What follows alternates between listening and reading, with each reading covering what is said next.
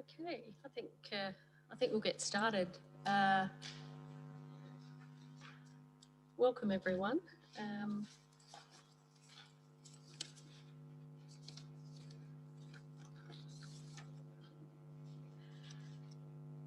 we've got our live stream working, I can see. So welcome to anyone who may be watching and listening via YouTube. So firstly, my name's Karen Redmond. I'm the Mayor of the town of Gawler, and I welcome you all to this Ordinary Council meeting on the 23rd of February 2021. I'd like to acknowledge this land that we meet on tonight is the traditional lands for the Kaurna people, and that we respect their spiritual relationship with their country. We also acknowledge the Kaurna people as the custodians of the Greater Adelaide region, and that their cultural and heritage beliefs are still as important to the living Kaurna people today. So we have everyone here tonight. There are no apologies. Are there any motions to grant leave of absence, councillors? Councillor Shanks. Yeah, can I put in leave for Councillor Fraser for the 4th of March to the 8th of March inclusive? Seconder? I think I saw Councillor Hughes, seconded by Councillor Hughes. All those in favour?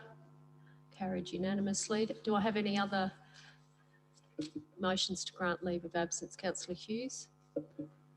Just one for Councillor Samble from the 9th of March to the 14th of March. Inclusive? Yes, please. Seconder?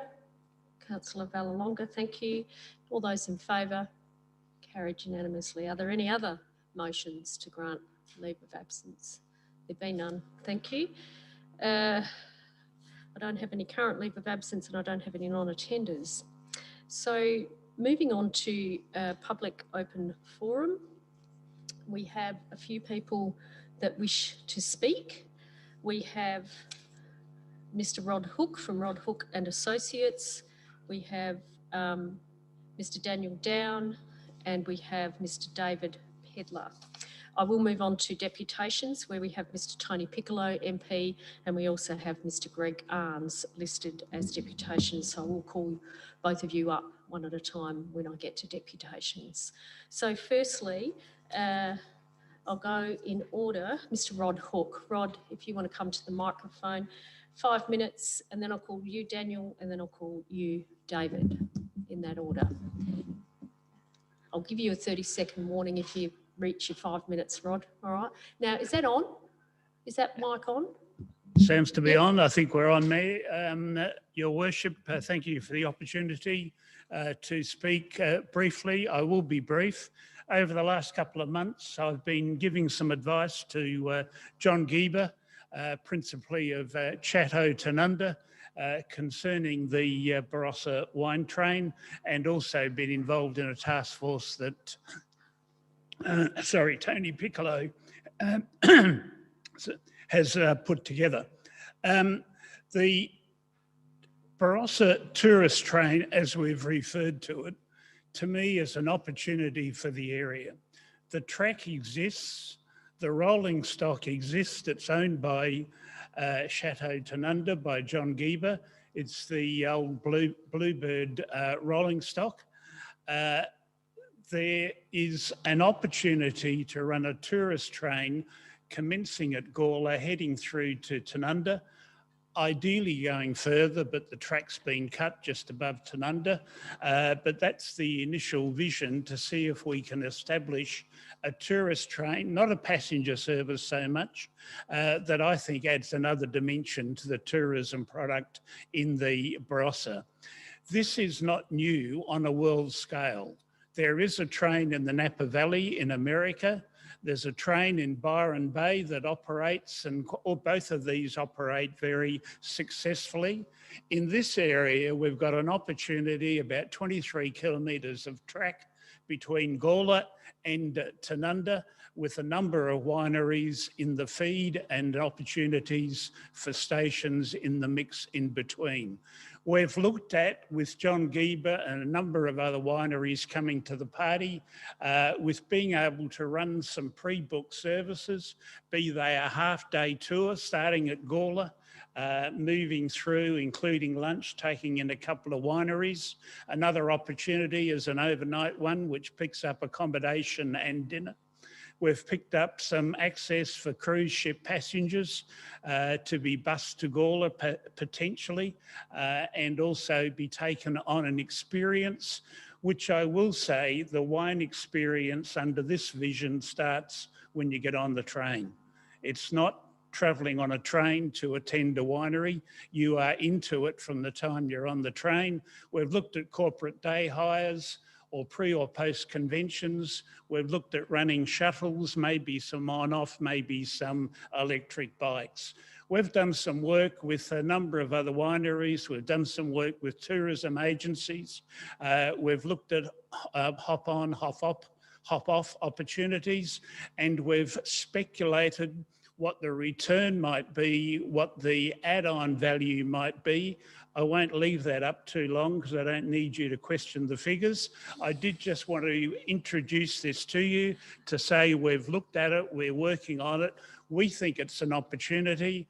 We are seeing it as a huge opportunity that Gawler can capitalise on, and we see a tourism product. This can't happen at McLaren Vale.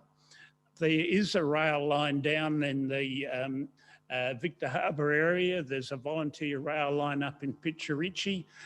We see something like that here could be excellent for this area, and it adds a dimension to the tourism product in the Barossa, which we think will attract people to this area.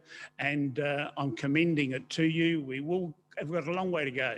We've got processes to work through. This is just a brief introduction, and thanks for the opportunity to talk to you this evening. Thank you. I might leave questions to the end. So hold your, if you want to write your questions down, there's a few speakers.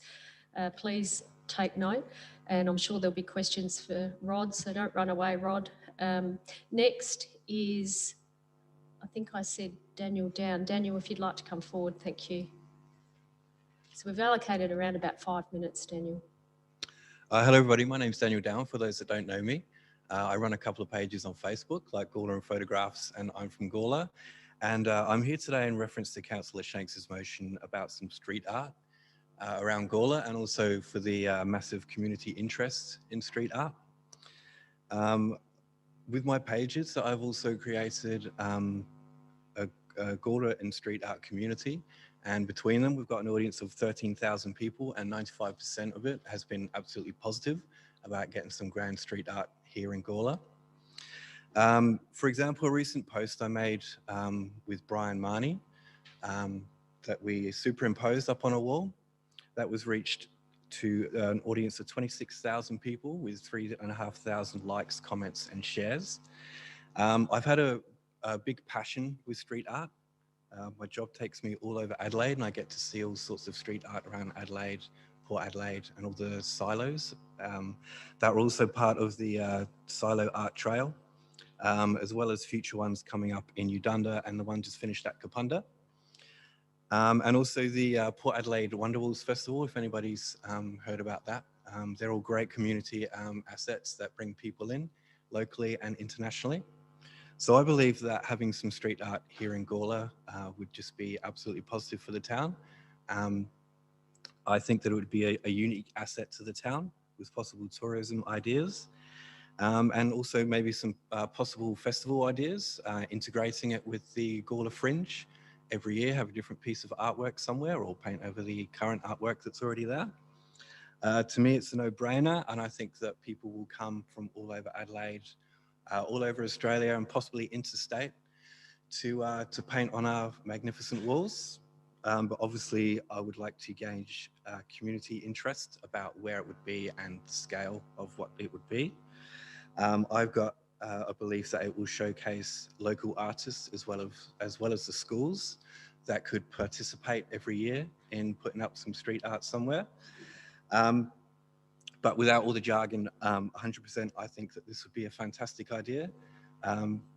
through my page, I'm from Gawler. I do a community project called Humans of Gawler, where I introduce people to the Gawler community, and it's just been my sort of passion lately to promote the town of Gawler, and I think that this would be a fantastic next step to move us into being a bit more modern as far as bringing in the youth with their phones and their hashtags, taking their pictures. But I'd like to present to the council this book here that I've made up of all street art around Gawler. I know that there's a lot of people that aren't interested in the internet or Facebook or anything like that. So here's a nice hard copy of all sorts of street art around the Gawler, around Adelaide, sorry. And it's got a little bit of a plan of what I think we could do.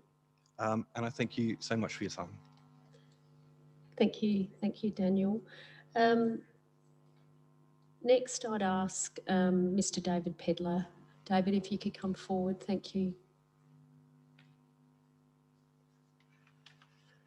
Thank you, Karen, and I'm sorry I don't know all the niceties about your worships, etc. So I'll just talk as I normally do. My name is David Peddler, and I'm a ratepayer here in Gawler Council. I am here with my wife Janet, and we're here because we want to talk about Ian Tooley's I don't know what it's called, a proposal or a motion. Okay, thank you. About Australia Day. I'm just an average old white bloke who's grown up in Australia, grown up in this area. Sorry, I didn't grow up in this area. I grew up on the West Coast. But I've lived in this area now for nearly 30 years, 25 years or something. So now I asked my son Matt to write down a few things for me. So he's given me a page of stuff. He said he'd send through some dot points. He actually sent me through the whole thing. So I'll just read it out to you if you don't mind. There are many wonderful features of Australia Day which deserve acknowledgement. Australia Day is a chance to celebrate, promote and share collective identity and a set of values. These values are honourable and include such things as egalitarianism and just reward for our hard work. We as a community and a nation benefit from the ritualised celebration of such values, which in turn facilitate overall social cohesion. We are better able to work for our collective benefit if we have celebrations like Australia Day. So I think Australia Day is a great thing. However, the way that Australia Day is celebrated currently is hurtful and exclusive to Aboriginal people, Aboriginal Australians who continue to express this to us. We hear it so many times, lots of different times, lots of different ways. I think it's something for us to listen to. I should say I have no connection at all with any Aboriginal groups. I am white. I don't have any Aboriginal blood in me that I'm aware of. Haven't tested that completely, but at all, I mean. But yeah, so this message is probably hard for us to hear. All right, this claim directly challenges our core values of treating each other equally and for people being given a fair go. It is essentially a reminder of the reality of ongoing racism. Being accused of racism is extremely uncomfortable and very tempting to escape, explain away, ignore or blame the person who is making the accusations. None of us like to be called racist, that I'm aware of anyway. I haven't met anyone yet. Sometimes being big enough to sit with a criticism without escaping it as quickly as possible is a pathway to growth and betterment.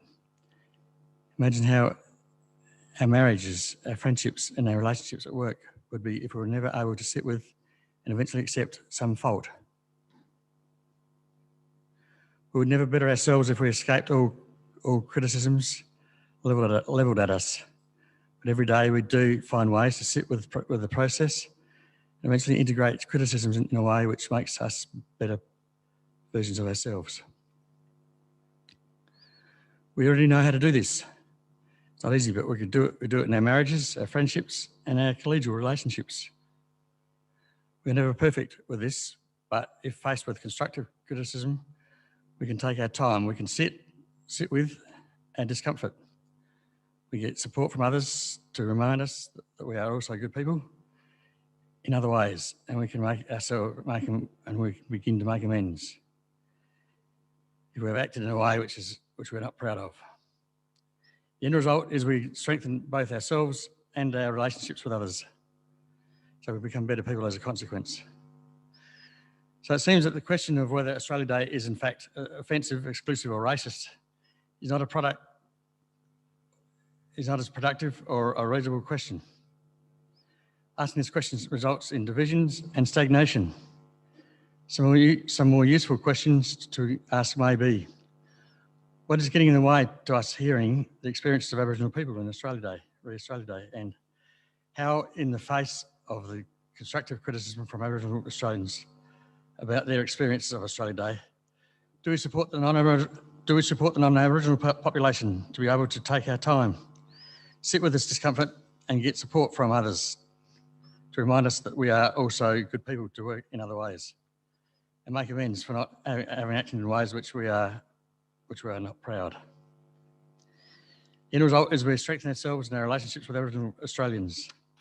We'll reduce the oppression of Aboriginal peoples. This, despite how difficult it will be, is a deep enactment of the values we hold dear, to treat each other equally and to give others a fair go. This is an act truly worth celebrating altogether. With the above in mind, I'd like to propose an action for the Council to consider, which may assist the aims of the existing reconciliation action plan the Council has, and which I have access on your website, so it's very good to read. The Council consider means to assist the non-Aboriginal Gawler community to be able to consider the above questions and support them through their subsequent distress. If enacted, then this will help build the necessary will for the local non-Aboriginal community to work safely with the Aboriginal community regarding a mutually healthy Australia Day alternative. Right, so I think it's for Council to consider. I think it's a given that's going to happen, and I think it's time for us to move with the times. Okay, thank you. Thanks, Karen. Thanks, David. So there were a couple of hands up for Rod Hook for questions. Now, who wished to ask questions? So I might take Councillor Fraser and then Councillor Hughes. Thanks, Rod, for coming forward. Thank you, Rob, for your presentation. I noticed the timetable that you've got the train leaving Gawler at 9 o'clock in the morning. If somebody was coming from Adelaide by train to get here by 9 o'clock in the morning, they'll be peak time. When they get here, they haven't got any time to look at Gawler. The same with the bus coming from outer harbour. You've got to, being here by 9 o'clock, then they're just going to get on the train and go. There's nothing there to give people time to wander our main street, have a cup of coffee, go to the tourist centre, which is going to have a lovely art display in there, etc. I just feel that we've been left out of the timetable. If it could be extended by an hour, leave Gawler at 10, I think that would be more beneficial to us. Thank you for your comments. Look, anything's negotiable. Consider those times as just trying to get some thoughts down on paper for the purposes of a business case. Nothing set in stone. We can work through all the issues. Essentially, what we're trying to do is to have a proposal where we can put submissions to either Commonwealth Government or State Government to upgrade the track. The intention then is that the rolling stock will be provided. The services are operated by business at no cost to government, but the running of the service, we will want to make it work in the best way that's attractive for locals and visitors. So anything can be negotiated. Thank you. Councillor Hughes?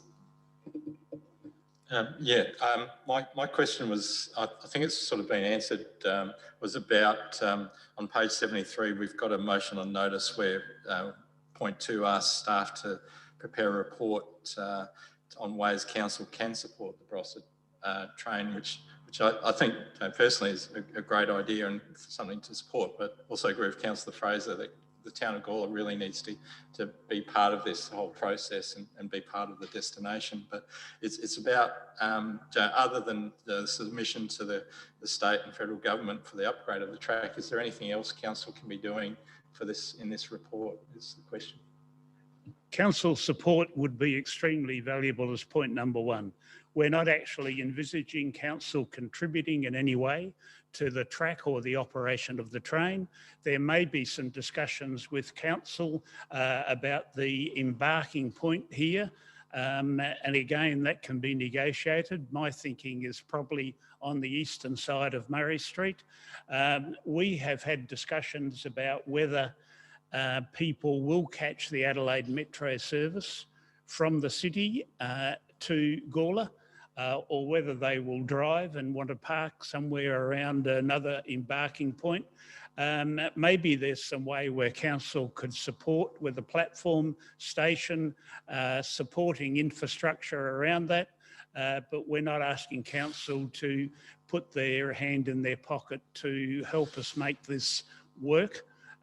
We've got private business commitment, and we do think, certainly John Geeber's view is it's a state asset, the track, and they should upgrade it, and there's probably some sleepering programs, some work to be done on that.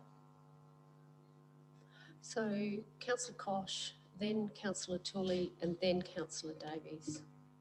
Yeah, I've got two questions. The first one is, you said that it will finish at Tanunda, and you said the track was lifted up between Tanunda and Nirruilta. Is that right? Or there was work done on a roundabout at Cromer's Crossing, yep, just up on the upside of Tanunda, and that cut the track, which I think was a very disappointing piece of infrastructure work.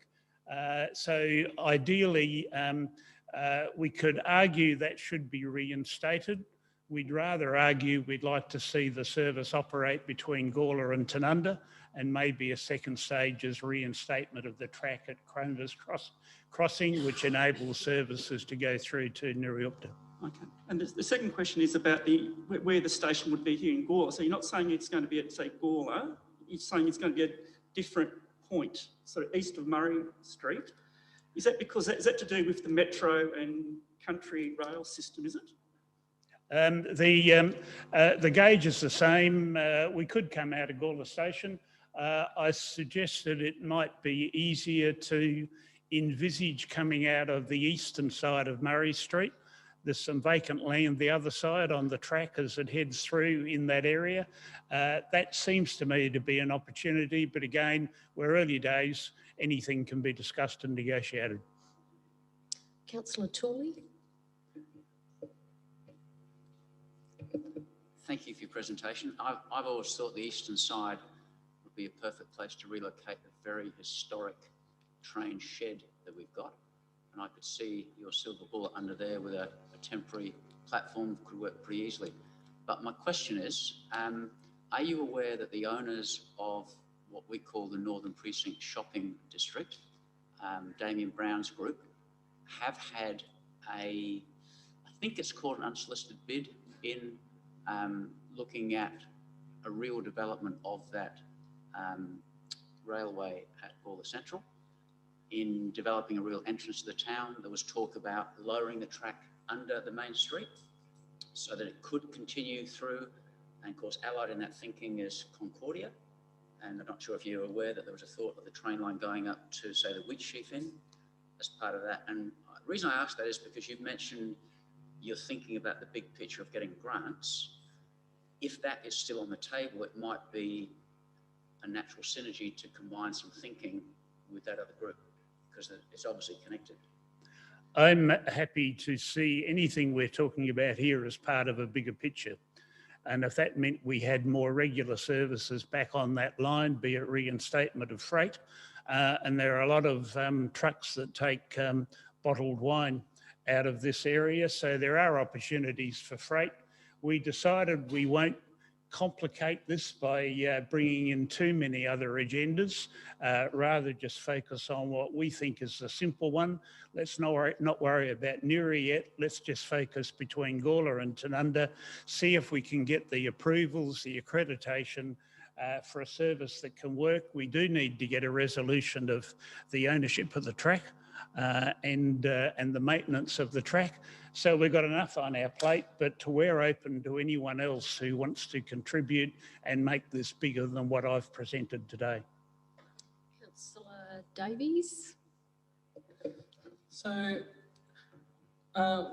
when people have talked to me about the wine train, the sort of general sentiment that I've heard is, oh, they've been trying to get that going for years, etc. Do you think there's something, do you feel like are you onto something? Do you feel like there's something that's changed, or that you think you'll be able to get it through at the moment that hasn't been possible in the past? I need to repeat, I think it's early days.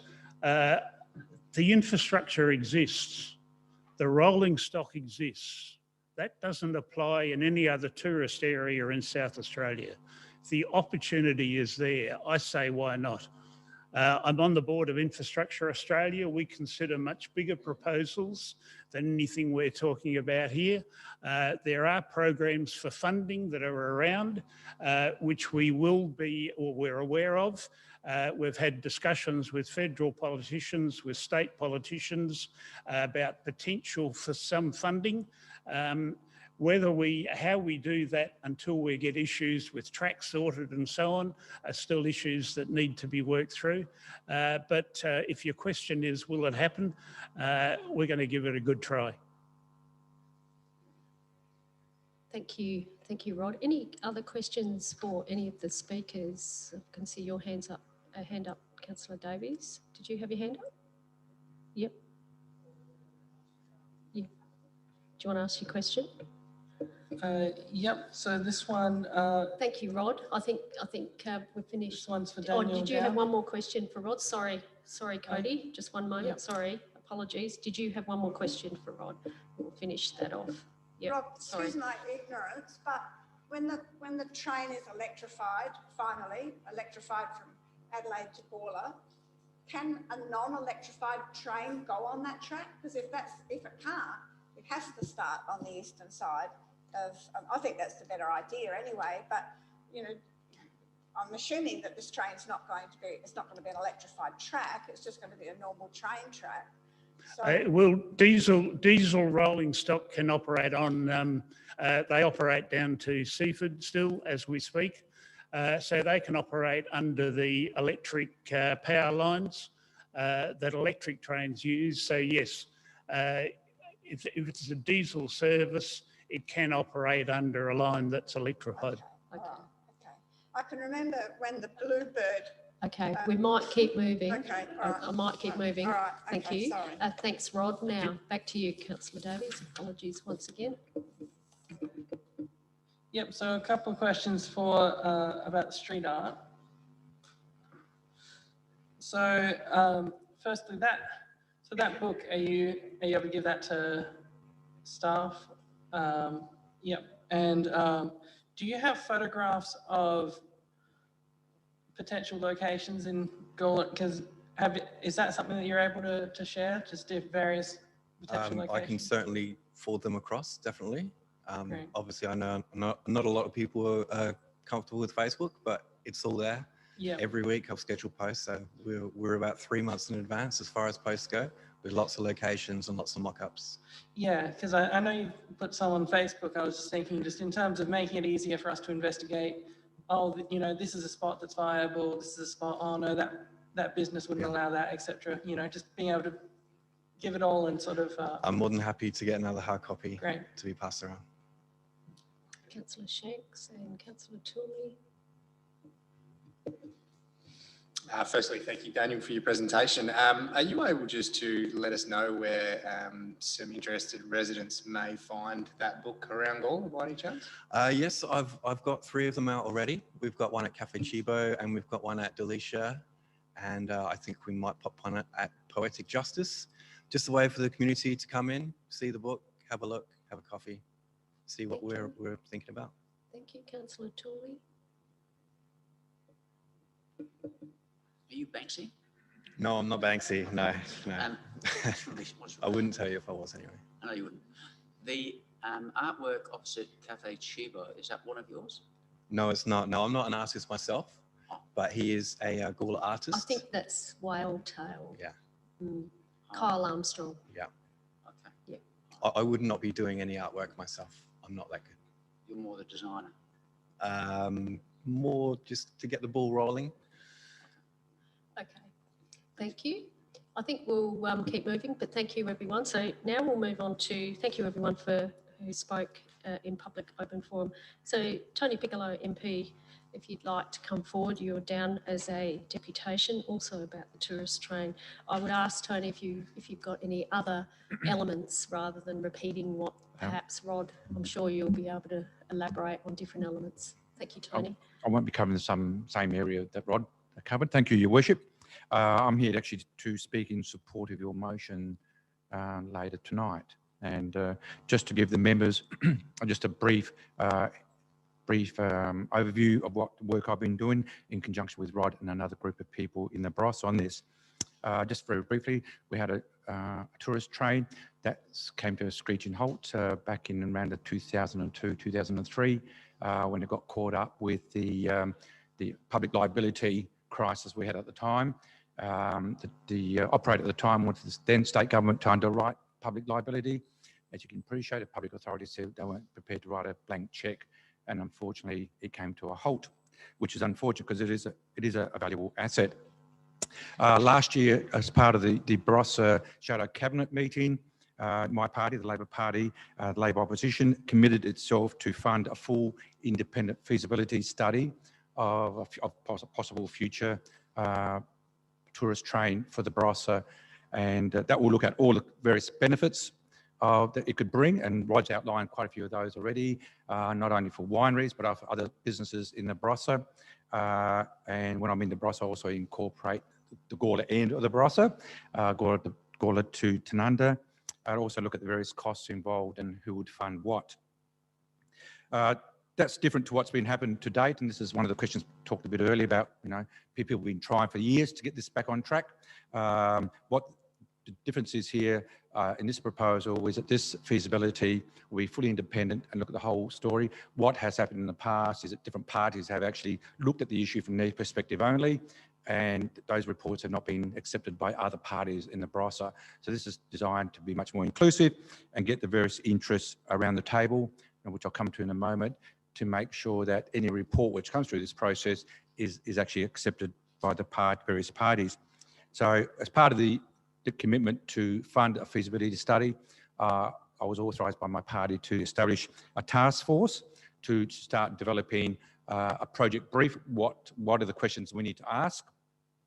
And the task force would then, if we're elected to government after the next election in March 2022, we would actually, the task force will actually become a steering committee and oversee the work being undertaken by independent consultants.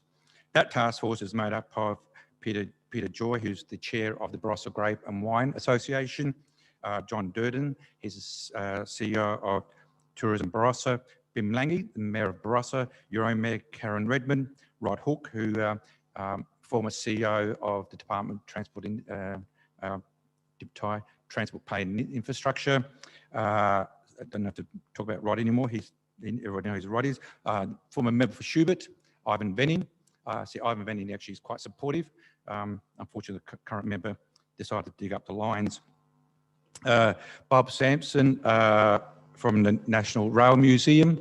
Bob has worked in rail all his life, but he also understands all the regulatory things around rail. It's not as simple just throwing a few toy trains on the track. There's quite a bit involved, and he gives the task force advice on that. Marie-Louise Lees, correctly. She's actually representing the Southern Barossa Association, all those business interests and community interests from the Southern Barossa part. And also we have Rolf Binder, who is actually the chair of the RDA for the Barossa and this region here, but also a successful businessman in his own terms. Now, all these people, apart from Ivan, are people who actually don't hold strong views one way or the other, but are actually really keen to add their expertise and their networks to make sure that we actually properly investigate, and if it does start, it's sustainable. The project brief is currently being prepared by the task force. The first draft of what we need to look to was actually went to the task force last week. Your mayor was at that meeting, which I thought was a very constructive and very good meeting, and we're finalising that too at the next meeting. In the meantime, we've asked all the task force people to ask their own networks and business interests what we need to make sure to get this project brief up to scratch. In the meantime, to protect the rail corridor from further vandalism by the current state government, I've introduced into Parliament a private members bill called the Barossa Rail Corridor Protection Bill. The idea of that bill is to protect the integrity of the current corridor, the rail track, so it can't be dug up or sold off, etc. Between now and next state election, to make sure that we actually give this project a chance. The last thing I'd like to mention, I think the Mayor will probably speak to a motion a bit later, but this has enormous possibilities for Gawler as well, particularly around accommodation. I think a project like this would actually certainly generate interest in private accommodation, because I think people would come to the region, would stay in Gawler just as much as they would stay in the Barossa, different times of the trip. So there's huge benefits for Gawler from this project, and for the minimal cost, which would be possibly Gawler may have to invest in some parts of the infrastructure. I think something which council should certainly think about. That is my presentation, Your Worship. Thank you, Tony. Any further questions at this stage? I think we gave Rod Hook a fair grilling, so thank you, Tony. You can take your seat. So now I'll invite Mr. Greg Arns, resident of Evanston Park, on council facilities in Evanston Park. Thank you, Mayor Redmond, Deputy Mayor Samble and councillors. Thanks for the opportunity to talk tonight. I guess firstly, I'll talk more broadly about facilities in Evanston Park, and then about my pet project of some works in Humphrey George Reserve. So I guess there's been a long focus of infrastructure development in the town centre, which is good for the town. We've got this building here, we've got the main street, we've got the master plan for the sports park and showgrounds and all that, which is all good. And it's probably beneficial to people in Williston, Gawler South, Gawler East, Gawler West, perhaps close proximity to it, but for Evanston Park and Southern Gawler, it's a bit of a hike basically, and those linkages aren't really there to come in and use those facilities as much. In some respects, it's almost easier to go to Playford for some facilities like local parks and swimming pools and the like if you're doing other things down there. So creating that link between Evanston Park, Gawler South, Southern Gawler and the town centre would be beneficial. I guess some of the improvements that I can see, infrastructure improvements in Evanston Park, is irrigating some of the local parks again. I know we had droughts and the like, and irrigation was cut off, but there's only a few parks now that actually have irrigated turf. There's a lot of local pocket parks that, if they were irrigated again, I don't know what's the cost, but in terms of the amenity that they provide to the residents, it's worthwhile. Shared paths, cycling paths, linking them to the Gawler East Link Road, being able to have a shared path from there through Evanston Park to Trinity, continuing on to Tamblin train station to the primary schools. Opportunity for students to walk and ride safely away off the road. I know it's all money, but there are things that you can do on road, the local roads with traffic calming and just pavement markings and the like, and then linking them with extra bits of pathways that need, and you can quickly create a corridor, say from Gawler East through to Trinity. Those sort of improvements that give people a reason to get out, go for a walk, go for a ride off the road with their family. Got some notes here. What else have I said here? Just some things in the street planning and green corridors, urban heat sinks. Streets, if they don't have trees, they don't have upper canopy, lower canopy to create shade, you don't want to walk on them. So you could link in those shared paths with more greenery on some of the key roads to make you want to go out there in hot days and go for a walk. For example, Potts Road, Sunnyside Drive, Alexander Avenue are all pretty barren. They could be perfect pilot streets to do that and link them with a shared road, a shared path. Public toilets. I know that's an issue, they cost money, but you've got local parks that you can go to for half an hour with the kids, but they've got to go home if they've got to go to the toilet, basically. So being able to stay in some of the parks for longer, if there's amenities there, is useful. I mean, there's some small public toilets for $50,000, $60,000 to install that would be benefit to the local community and make people stay at the park longer, have a picnic and the like, rather than just go there in the car for half an hour with the kids and then head home. Other basic low-cost, low-amenity recreational infrastructure like small shelters, tables, chairs, drinking fountains, basketball rings, learn to ride tracks. It's just low-cost pavements that kids can ride on. Just signed walking circuits on existing paths, just to give the residents a track to walk around. They're all just low-cost things, but to add to the use and give people a reason to get out and about.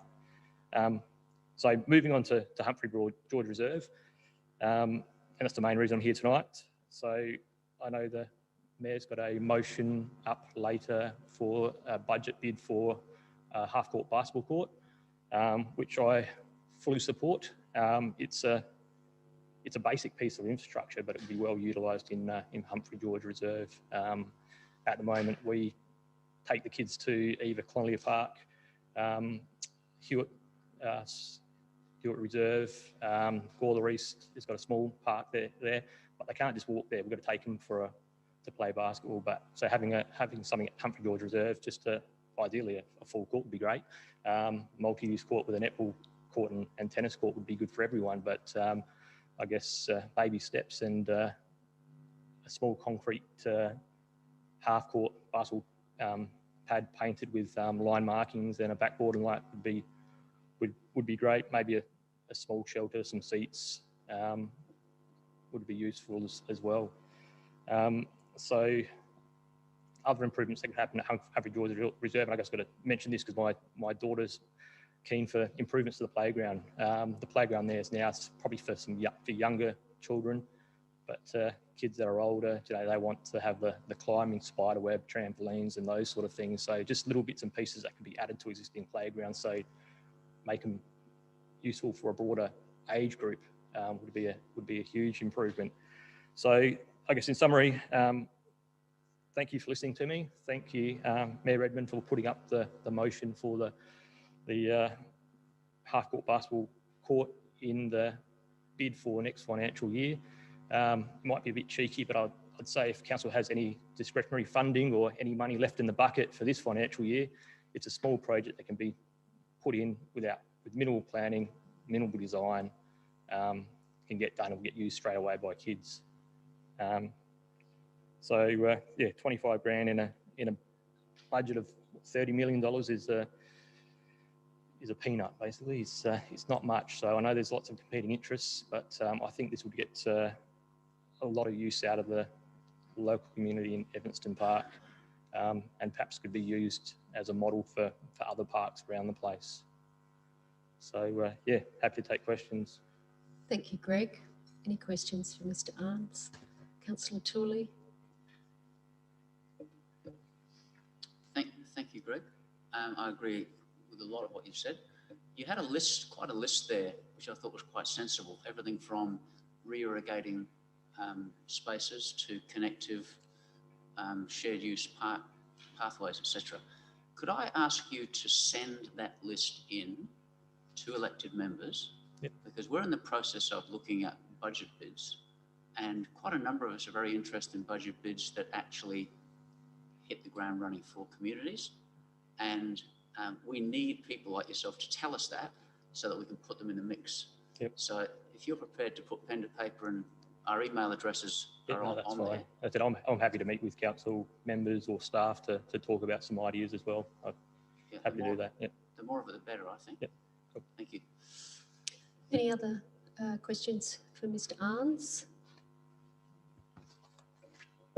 So just want to mention, I know we moved on to deputations, but a community member did just come in because their business only just closed up. If there's someone from Tabletop Warfare, if they're able to speak afterwards. We've sort of passed, yeah, is they want to address council? Yeah, it's just the business only just closed, so they only just managed to get here, but they were planning to speak. So I was just wondering if that was possible. That's fine. What's their name? Thank you, Alicia? Greg. Thank you very much. So I'm sorry, I don't know your name. That's Alicia. Alicia, what's your last name? Okay, we'll get, so you've got 5 minutes, Alicia? Yep. Yeah, so if you want to grab that microphone so we can hear you, just take it off or pull it out. That's fine. So I'm here on behalf of obviously our store, Tabletop Warfare. I think Cody put in a motion about the car parking.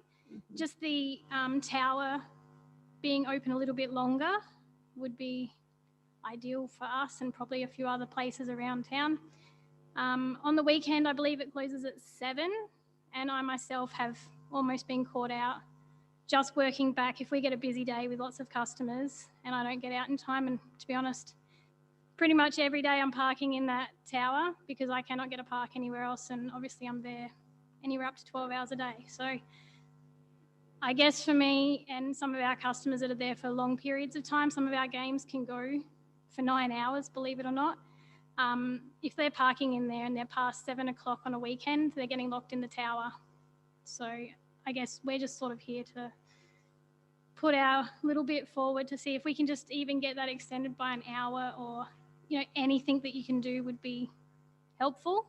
I don't know what the costs are involved in getting someone to come out an hour later on their run instead of 7 o'clock, but, you know, if that's something you guys can look at or look into, it would be beneficial for our guys and maybe some other businesses. I'm not sure about other businesses, I just know mine, so I'm just here to put my bit forward.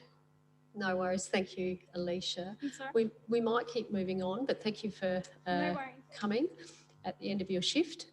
That concludes our both public open forum and our deputations. But thank you, everyone.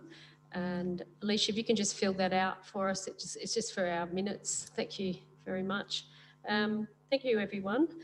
So now we'll move through our agenda declarations of interest. Are there any members who wish to declare an interest in any matter this evening? No one's putting their hand up, so we'll keep moving. There's no adjourned items.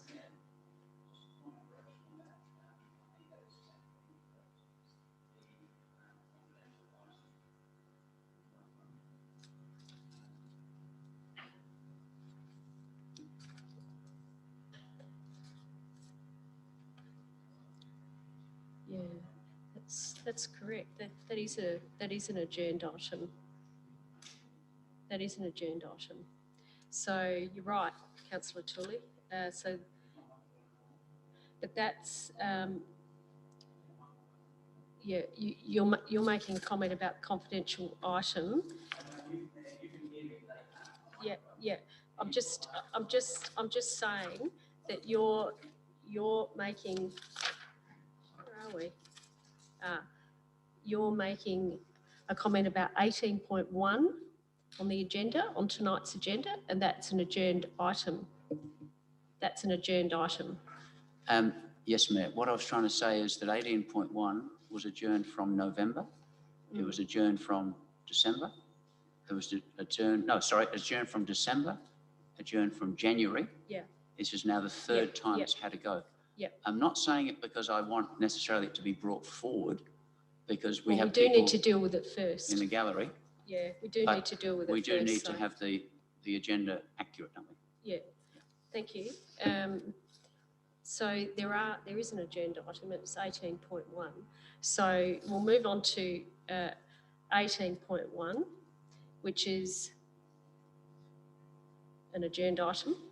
How do you wish to proceed? Do you wish to deal with that matter now, or do you wish to... right. Councillor Kosh. I'd like to move that we move that adjourned item down to the confidential section of this meeting.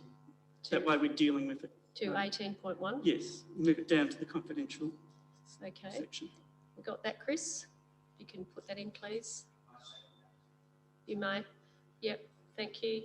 Seconded by Councillor Tooley. All those in favour that we move it to 18.1? Carried unanimously. Thank you. So that's dealt with that. Thank you. We have no petitions. Not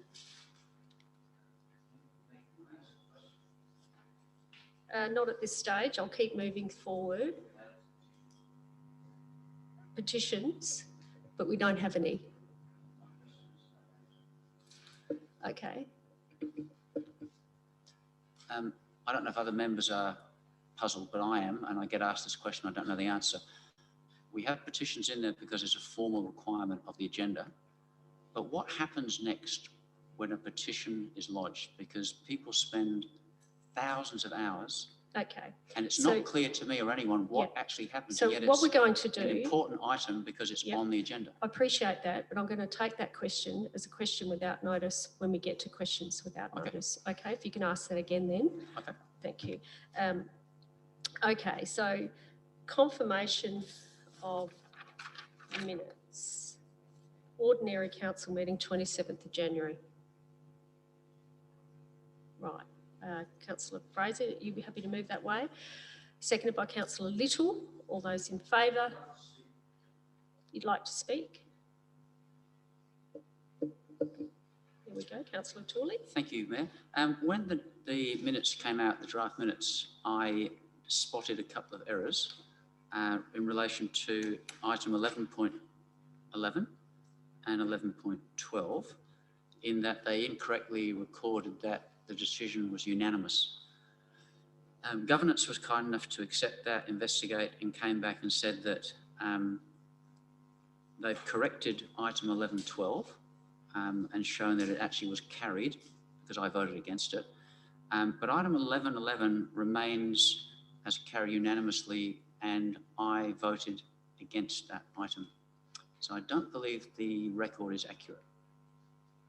Okay. Chris?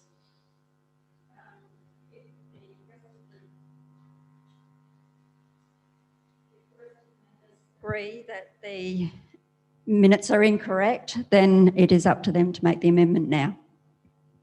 Okay. Okay, we're not going to have a general informal conversation. What are you wishing to do, Councillor Shanks? I'm wishing to defer this item to the next meeting, and then you can check the records or do whatever we've got to do, but at the moment. Thank you. Well, we've already got a mover and a seconder, so a deferral is not a formal motion. The mover and seconder are happy to defer until we can get clarification from the administration around this, because I don't have any clarification here. The mover is, seconder, you happy? Okay, so the mover and seconder are happy that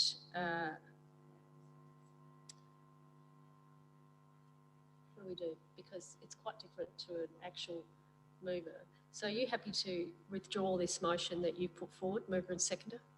Okay, so now Councillor Shanks, you can move. Do you want to speak, do you? Yep. Yeah, that we defer based on the new information we reviewed. Okay, thank you. Do I have a seconder? Councillor Davies, any other discussion? If not, I'll put that motion. All those in favour? Okay, 1, 2, 3, 4, 5. All those against? All those in favour? It's carried. Thank you. Have you got that, Chris? So it was moved by Councillor Shanks, seconded by Councillor Davies, and it was carried. Thank you. Okay, so we'll keep moving. Business arising. Council member reports. Councillor Davies. Oh, God, this is a mess. So I went along yesterday to the Gawler District College board meeting, and Councillor Kosh was also there.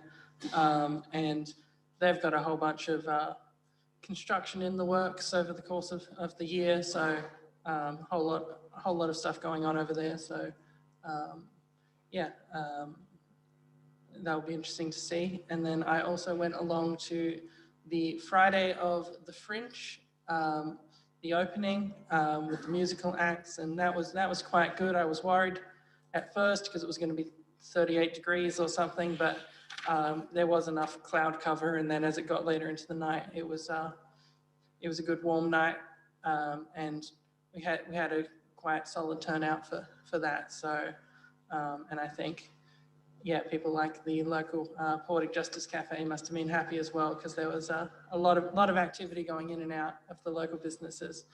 And then on the Saturday morning after that, I also went along to take a look at some of the activities, the fringe activities inside the Civic Centre, went along in the youth space, and I helped out with learning to hand knit, and they were making cupcakes and making friendship bracelets out of computer cables, and there was a giant chess set, so it was a great time. And yeah, so just enjoyed the Fringe so far. Okay, Councillor Koch, you're next. Look, mine's very similar to Councillor Davies, but I wanted to say, I just had I went Friday night, it was well attended. I feel that the configuration that we've made down at Walker Place works. The way it was laid out, it works. So I was happy with that. I also went to the youth space on Saturday morning, they were doing a roaring trade. I also was able to listen to 2 authors that were doing reading aloud down in the space downstairs. That was fantastic. And I spoke to a few of the people that were there, and they said, this is fantastic, we haven't had this before, we need more of it in our town. And they also expressed how they enjoyed the Civic Centre now being this great venue for doing those sort of activities. And then I went across again to Walker Place, where Poetic Justice was hosting some local musicians, and it was fantastic again. So really a great mix of fringe activities over the Friday night and the Saturday. So fantastic fun. Thank you. Councillor Fraser. I've also attended some of the Fringe. I went Friday night, and that was good. And it was really good that the weather did cool down a little bit, so that was great. I went to Trish Stringer, the author, and that was full house, I believe. Erin, was it? Full house, so that was really good. And then I went to Unsung on Saturday night, and that was absolutely amazing. Such amazing voices. That was really, really good. I felt sorry for the guys there, but only because of the story that they were telling. But it was a great night, yeah. Councillor Little. Yeah, I chaired the Balefield Committee meeting for Norma during the last couple of weeks. Some interesting developments there were the fact that they had a stolen vehicle try to wreck the fence, cause a fire through the properties and all that in that area. But the response from the Norma team and the CFS to the local residents was quite heartening, and every local resident gave their thumbs up to what Norma did and to assist them. The only damage done was caused by the CFS trucks going through the fences instead of opening gates. But apart from that, and another thing they brought up that they're now going to be kept in the loop from when the Bayfield is going to be closed, which now may be slightly earlier. But yeah, all in all, all councils associated with Bayfield at the moment are getting good response and good feedback from the local residents finally. Thanks. Councillor Sample. Thank you, Mayor Karen.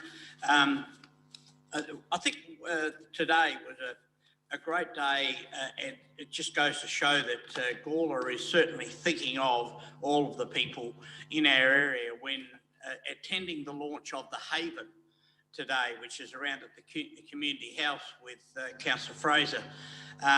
The Honourable Michelle Lenzik and Ms Carol Powell was there, but to see, and I would urge all councillors at some time to please take time to go around to that centre and just see what is available for Gawler's persons that may have some problems or whatever it may be. We have the men's sheds that are opening up all over the country, and which is great. And now we have this, the launch of the Haven. Well worthwhile. take your wives or partners around there and just see what's available. There's also a lot of specials in there too, that if you want to buy a dress or a pair of shorts, there's plenty of cheap ones around there to raise money for it. But it was a privilege to go around there today and represent the Mayor at that launch. The Gawler Show Society, which I had to apologise for because it's on right now as the AGM. I certainly hope that the society moves forward from this particular point. There's been a number of problems. I also attended the Fringe on Friday, and congratulations to David and Erin and all the team that organised that. And as Councillor Fraser said, I believe the Fringe has been a success in Gawler, and hopefully that will continue. The Car Club is coming on. Our first meeting to talk about a new venue is on Monday, the March the 1st, and that's going to be to talk about where to from here for the Gawler Car Club of 750 members, and also the new proposal that may fit in with the Essex Park plan. And why I'm having leave of absence is Lake Gairna is beckoning me up at the Gawler Ranges, where I'm going up with a Gawler racer, Tom Nowick, and he's supported with a special motor from Remac Motors in Gawler, and 12 other businesses are supporting this man to break Australia's land speed record in a VP Commodore. So I'm sure it's going to be great, and I hope the flies aren't going to be bad, but I'm going to enjoy it. So thank you. Thank you, Deputy Mayor.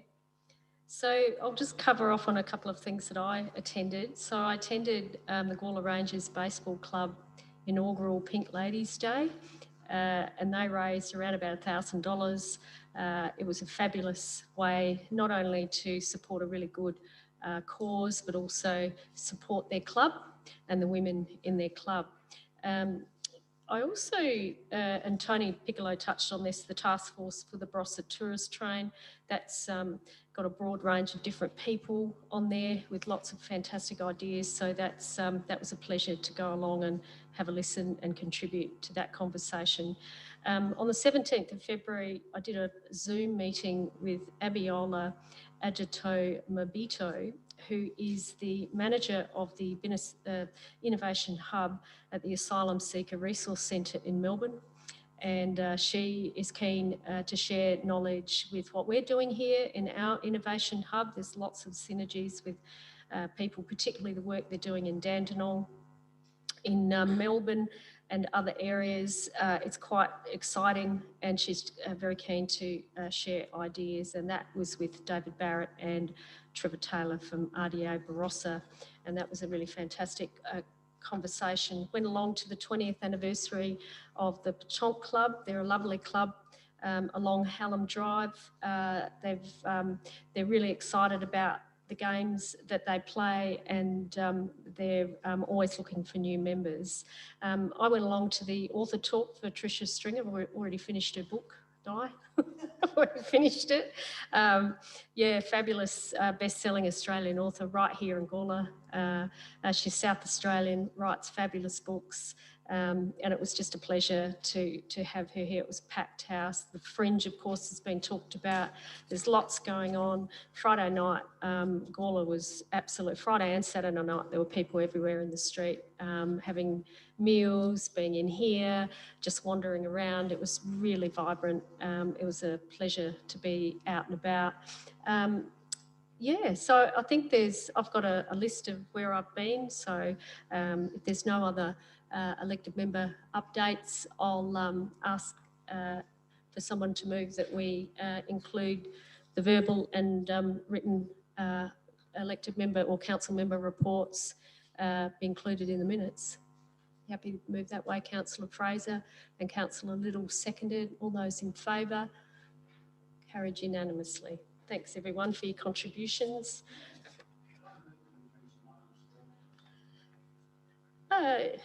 Yes, what do you want to bring forward? You don't want to go through the officers' reports because that's what we're here to do tonight. Do the officers' reports, they're not important enough? No? Move that the motions on notice are brought forward and considered before the officers' report, because I think our members' motions are equally as important as the officers' reports. You're happy to move that way? Do I have a seconder? Councillor Shanks. All those in favour that we move all of the motions on notice forward? Those against? It is lost on the casting vote of the Mayor. Okay, so we'll move now on to division. Councillor Tooley's called a division. All those in favour, please stand. And I'll call your names out. Councillor Davies, Councillor Vallelonga, Councillor Tooley, Councillor Samble and Councillor Shanks. All those against are Councillor Kosh, Councillor Goldstone, Councillor Little, Councillor Hughes and Councillor Fraser. The motion is lost on the casting vote of the Mayor. Thank you. So we'll move on to Gawler Civic Centre Cafe on page 5. Okay, there's just a couple of things in this report I might just pull out. On page 6, it says that on the third last paragraph, it says council staff believe the consensus position from the workshop. There was no consensus position at workshops. We don't reach consensus positions. I do not recall any consensus positions or any decisions made. So I'll just pull that out because I don't think that's quite right. Yeah, just so that there's no misunderstandings around what we do at workshops. Councillor Hughes. Yeah, I'm actually happy to move this motion. Yeah. Do you want to speak? Yeah, just fairly quickly because I think it is fairly self-explanatory. And I think it's a good opportunity for to get comment back and some really, hopefully, some exciting offers to use the space. It is a great space, and I think the way this motion's worded, it does allow for any operator to look at the value add, whether that be a social enterprise or through other means. And I think it's a really good opportunity for our town to have the space and just looked at, maybe there might be something completely different to a cafe. It might be a repair shop or it could be any sort of use of that space in a way too, I think. So it'd be interesting to see how that goes. So I think, an operator for that space, I think that's really open-ended and quite exciting, and I think the motion sort of really allows for some innovation for the space too, so I'm quite happy to move. Councillor Fraser. Yes, I'm happy to second that. I would like to say that I thought it was a really good workshop, lots of really good ideas out there, sort of leaves it open to be able to accept other ideas, and which is important. And yes, I do believe that going forward we'll be able to do something really great in that space. Deputy Mayor. Yes, I agree with everything that's just been said, but I would like to see some deadline dates. I mean, so many times these things come up and, in October we're still talking about them. So I'd like to see that if somehow or other it could be written into there that, decisions will be made in April of this year. I mean, how long does it take to make these decisions if already people have shown interest? I'd certainly wonder what other councils think, but to leave it open there's no deadline, we could still be talking about it in October. Councillor Kosh. Thanks, Mayor. First, I wish to acknowledge Red Centre Enterprises for the successful operation of the cafe. It was unfortunate that the extended shutdown due to COVID restrictions dealt a serious blow to their ongoing operation of the cafe. I support the motion as it provides, in particular, that enterprise needs to be a sustainable business model, that they have experience and expertise in running a cafe, like we've seen. I agree that there needs to be an added value to the community via a social dividend. I'm happy to see that evolve over time, taking into consideration what is viable and add to the operation. So the focus is on an enterprise being financially viable, then providing the base for the added social outcomes. I'm happy that we consider a cost-neutral proposition, as it will be an overall value to the Civic Centre and to the experiences you get in the Civic Centre in our town. I also acknowledge that council staff are not in a position to operate a cafe, we do not have the internal resources, i.e. human or financial resources to run it. I also support the open tender process, which allows for any potential ideas to be considered. I feel this will potentially bring on very creative ideas. So happy to support this motion. Thank you. Any other discussion? Councillor Tooley. Two questions, Mayor. I perhaps hadn't realised it until Councillor Hughes said it, but because the heading said Gawler Civic Centre Cafe Next Steps. Is that true, that this process could result in it not being a cafe, that it could be some other venture? I think I heard the word a repair shop. Can our public be told clearly, is that the potential outcome of this process? That's my first question. Mr. Barrett.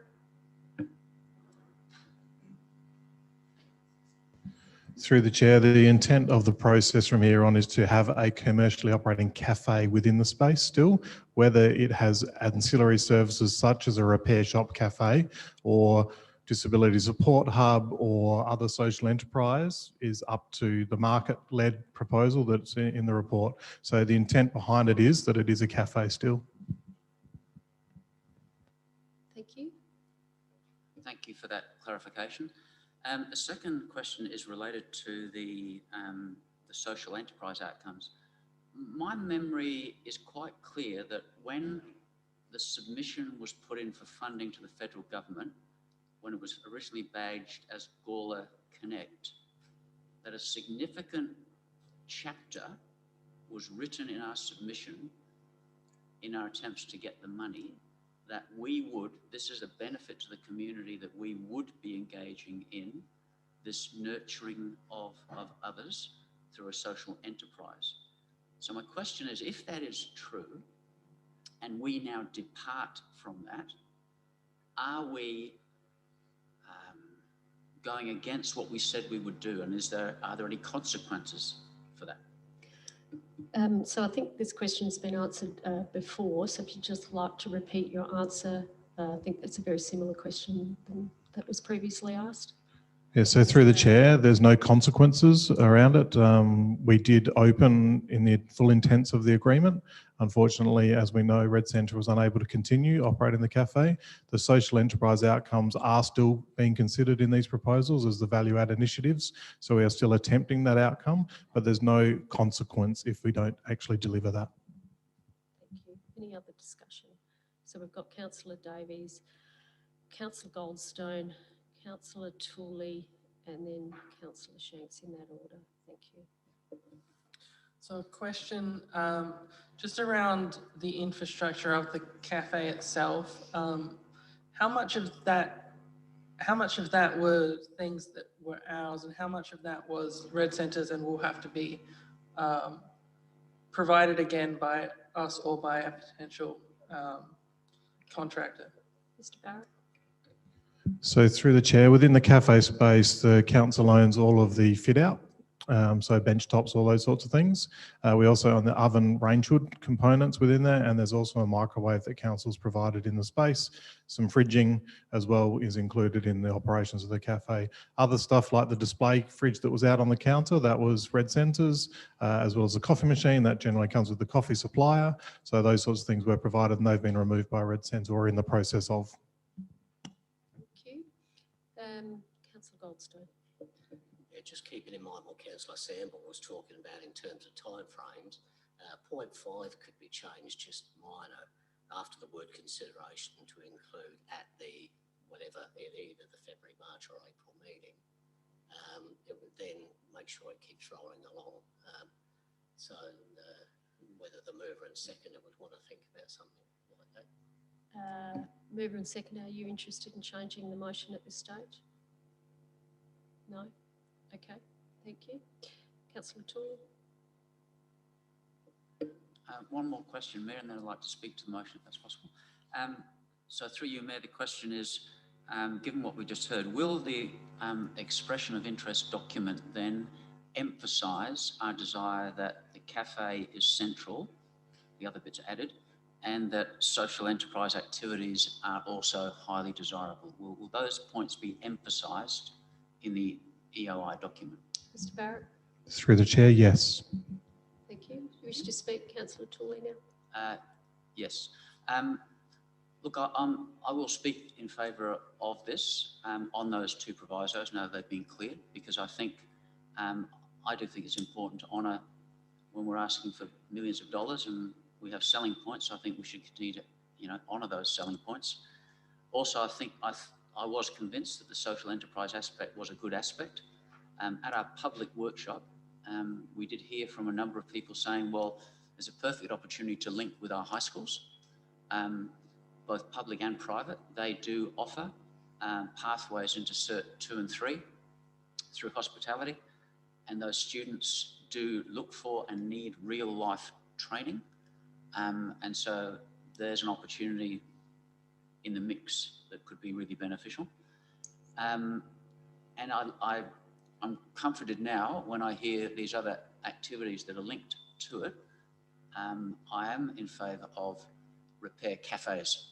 I was just a bit fearful that it might just become a workshop, which I'm not quite ready for at this point, but I think a cafe where people can come in and get a coffee and get a snack and engage in some of those activities, I think we are seeing those sort of things with a degree of popularity. So to broaden it to that type of link, I think makes sense. So if those things are going to be in the EOI, it's got my support. Thank you. Any other discussion? Councillor Shanks, I think you had your hand up. Am I able to request through you, Chair, that David Barrett just outlines a little bit of a timeline? I think there's a bit of a common theme through elected members. If we could just get a basic outline. Mr Barrett. So through the chair, as per page 7 of the report, it is intended that the EOI documentation comes to the March council meeting. So that's in the report. From that point on, if council agrees with the documentation, it'll be released to the market thereafter, with it open during April. The plan would be that council would consider the outcomes of that expression of interest process at the May council meeting. Thank you. Any other you wish to speak? Yeah, just to speak. Thanks for that clarity. I think it is important, given the way the discussion was going. It is beneficial just to put it out there.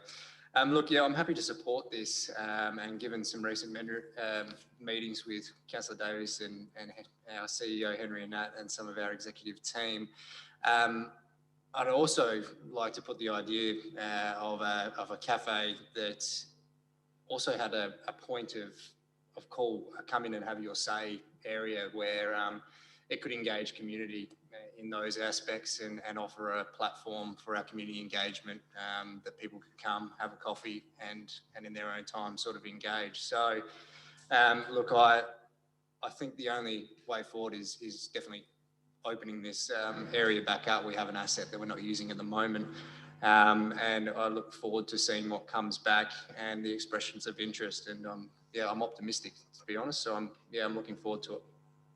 Any other discussion? Not Councillor Hughes. You happy for me to put the motion? I'll put that motion. All those in favour, please raise your hands. It's carried unanimously. Thank you. We'll move on to page 9, and we have the Gawler Economic Development Strategy for adoption. Councillor Hughes, you happy to move that way? Yeah, no, I'm happy to move it. Notice there's some feedback from our community, which is good, and the data behind it and the growth is quite interesting and important as well. So yeah, I hope it is a living document and is continued to be used as we require it. So no, I'm happy to Thank you. Do I have a seconder? Councillor Koch. Yeah, I was thinking, I've got a question or query to start with. In the document, it talks about who's responsible for the different roles, and it talks about the Gawler Development Board being responsible for a whole lot of actions. I'm just concerned about that wording. When they've got other priorities than these priorities, could that wording be changed to be involved in that activity. I've actually got some wording here. Just to change the wording, not to be responsible for, but to be involved with those actions. In collaboration. Yeah, collaboration more than be responsible. Yep. So through the chair, that's definitely the intent. So this is a Town of Gawler strategy. Yes. In terms of councils owns the strategy. We have the working group, which includes Gawler Business Development Group, RDA, Barossa, Gawler, Adelaide Plains, and the Business Innovation Hub, as well as council staff. We're all working collaboratively to deliver elements of it, but it's not necessarily the sole responsibility of any of those agencies to deliver, if that makes sense. Yeah, okay. As long as that's clarified. Can I speak to it? You can, Okay. yes. Yep, I agree with it. Yeah, I'm happy to support this. I agree with the 6 pillars as a way forward to develop the economic strength of our town. I'm concerned, as I said, also about the resources. We currently don't have a dedicated economic development officer, plus it's relying heavily on the Gawler Business Development Group.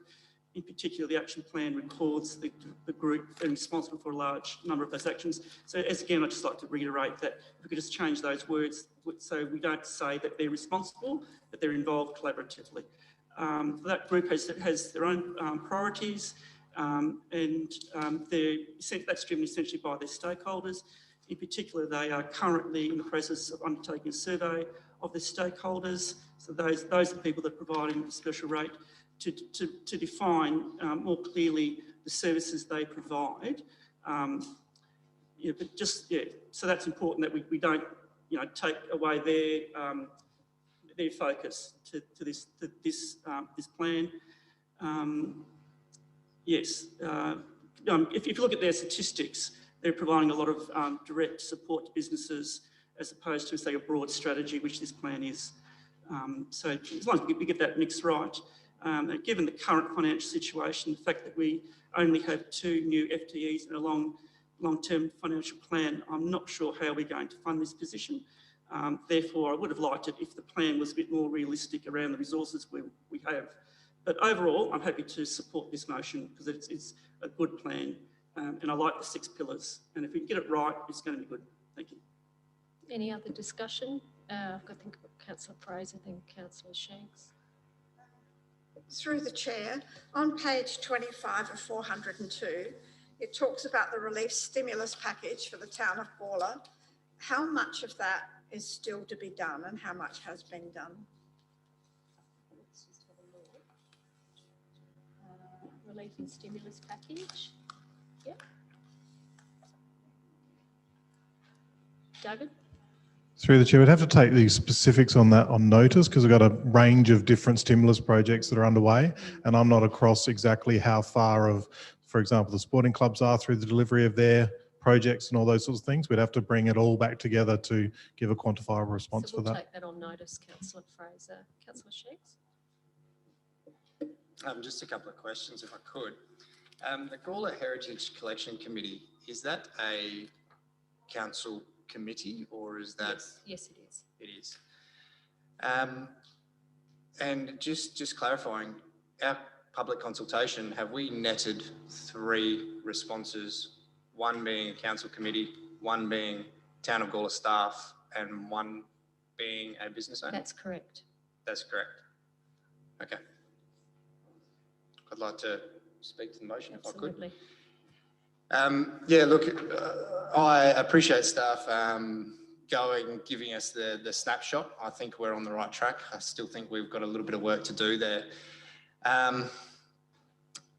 Look, as good as I might think this plan is or isn't, our community consultation, our community views needs to be captured. The argument will be there is a working group and these have been discussed, but the uptake of this is disappointing, unfortunately for me. So we haven't captured council community sentiment, in my opinion. So unfortunately for this one, I'm going to have to sit aside and say, look, I'm not ready to move forward on this because I haven't captured that community want or need for this plan. And yeah, so I'm not comfortable supporting it as it sits. Thank you. Councillor Tooley, I think you're next. Yeah, thank you, Mayor. Yeah, look, I think to anybody listening outside, when they hear someone say, as Councillor Hughes did, look, we've had community consultation, that's good. You could think that we had community consultation. And technically it is true, but there is only 3 responses. One is from a council staff person. So virtually, you know, we're patting ourselves on the back and saying the things about our own plan. The other is from Ali, who's the lessee of one of the council's supported enterprises, the Gawler Caravan Park. And the third one is from a council committee. So to say that we've had, you know, input from the community on what I think is a very important document. I don't know what the hierarchy is, but just by its title, the Gawler Economic Development Strategy, says to me that it's a very high-level document. And this motion says to do 2 things. One, to note that we've had community consultation. Anybody looking at that down the track will look at that and think more than what happened, because that's what that term looked like. If I read that cold, I would think, wow, that council's done a good job. They must have a really good process. They've been out to community consultation, and the community consultation has given them feedback to the point where they can bring the second point, which is on the basis of that community feedback, we now think it's a good report, we'll endorse it. And I just don't think any of that is true. I like Councillor Shanks, I could endorse this if we had a robust report that said we had robust community feedback from our economic community, our business community, our developers, the people impacted by that, and we don't. And I've heard this council throw away feedback when we've had thousands give us feedback, community consultation, and we've rejected it. And yet here, we're prepared on the basis of what I think is none from the community. These 3 are connected to council. On that basis, we're prepared to say that that plan should be endorsed. And I think that's quite shameful. I think what the recommendation should have been is that we better get our act together and we better do a better job. Have a look at the time. We put this out on the 6th of January and it came back on the 3rd of February. We chose a time when most businesses are asleep, when most people have gone on holiday, and we chose that time to put it out. We hear this criticism of federal governments and state governments all the time, that they wait for a certain point when the community is asleep or distracted, or there is a distraction, to slip out a major piece of policy and it slips under the radar. You know, in a sense, I'm not saying it was deliberate, but this is the effect. Putting that out on the 6th of January and then getting it back on the 3rd of February, that should tell us, and this has come up time and time again in this meeting, the criticism of our methods for getting community feedback. We should be doing it better. And I think the report should have said, we didn't get that right, we're going to do a better means. Maybe, I don't know if you did or didn't consult with the Gawler Business Development Group, but there are better means to get this sort of document into the hands of the people that count and get their feedback. And we've got enough staff who could sit on the phones and ring people and do some consultation. But this notion that if you just put it out there and say, give us feedback, and then the trickle that you get, you claim that you've got the mandate from the community is just false. It's false. And what makes it even worse is when we see people stand at that podium with petitions, with accurate data and social media accurate data, and we do not pay attention to that voice. So you've got 30 seconds, thank you. We'll pay attention to this trickle of a voice. So I would hope that we would reject it and that we would say to the admin, please go and do a better and proper consultation and give us something back that gives us the confidence to say that our community likes the plan. Any other discussion? If not, Councillor Hughes, are you happy for me to put that motion? I'll put that motion. All those in favour of the motion, please raise your hands. All those against? It is carried on the casting vote of the Mayor. Councillor Tooley is called a division. All those in favour, please stand. So all those in favour are Councillor Davies, Councillor Kosh, Councillor Goldstone, Councillor Hughes, Councillor Fraser. All those against are Councillor Vallelonga, Councillor Tooley, Councillor Little, and Deputy Mayor Samble and Councillor Shanks. The motion is carried on the casting vote of the Mayor. Thank you, everyone. Moving on to 11.3, which is page 16. I'd just like to welcome Louise Drummond and Karen Braun from the Gawler Business Development Group. Louise, are you here to answer any questions on the report? Yes, certainly. We're here to obviously speak to our quarterly report, which everybody has had, and so I'm assuming you've all read, marked, learned and inwardly digested it. Just to give you a picture of what we've been doing, and Karen has her figures right there in her hand, so she can go through those. Obviously, those 3 months that we had from the end of the year certainly changed what we had hoped to do. We thought that we were coming out of the COVID restrictions. We had some things organised that were events where people could come together, and we had to cancel them.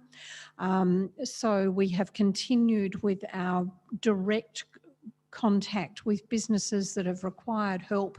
We've dealt with that ourselves. Fortunately, Karen is a licensed business coach, and so she's actually able to work with businesses where it's been appropriate to refer them to the RDA and for the B2B program. And we've done that. We've continued with our social media aspects, and depending on what the particular item is, it changes the events, obviously. I mean, not that it was in the 3 months, but we've just had one this week where we were advertising what jobs were available in Gawler, and the Facebook page reached over 22,000 people. So when we've got something that catches the imagination, we're able to lock into that and keep pushing for the businesses in Gawler to actually see and be seen. So we will continue with the types of things that we have. We've got our Women in Business lunch coming up on March the 12th, and we have very, very strong commitment to that. 75 people, in fact, so far, with more waiting. So with no COVID restrictions, obviously we see, yes, Paul, Councillor Little, fingers crossed, we see all of the events that we had planned last year that we were not able to hold are coming back this year. We have plans in train for that are relevant to your discussion just now, in that we're about to engage a market research company to, in fact, go to our customers that are the businesses to do really in-depth research as to what they need, what they want, what their thoughts are. And that will help inform us with our plans, but we obviously have things that we couldn't do last year that we have back on track this year. So our conference is back on track, our networking, our education programs, our workshops, all anticipate to be held again this year. So if you've got questions regarding the money, or would you like Karen to go through that? I think we've got everything in our pack, and I'm making an assumption that councillors have read that. But thank you, Louise, for your kind words and just a brief report. Thank you, Councillor Shanks. Sorry, I just had a question for Louise and Karen, if I may. Firstly, thank you for coming to present, and thank you for the report, very detailed as always. So yeah, I thank you for that. Are you able just to explain in your own words, just for the room and for the people listening in, how your fee structure works in regards to the levy that council collects on your behalf? Are you just able to give us a brief overview on how that works?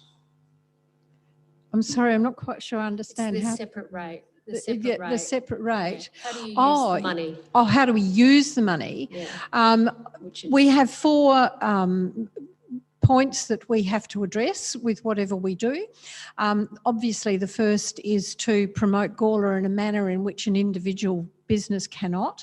And that's very important given that this is the fastest growing region in South Australia and we have a lot to offer. So we're very much pushing our live, work, play and do business in Gawler. And then aligned with that is the support of the businesses.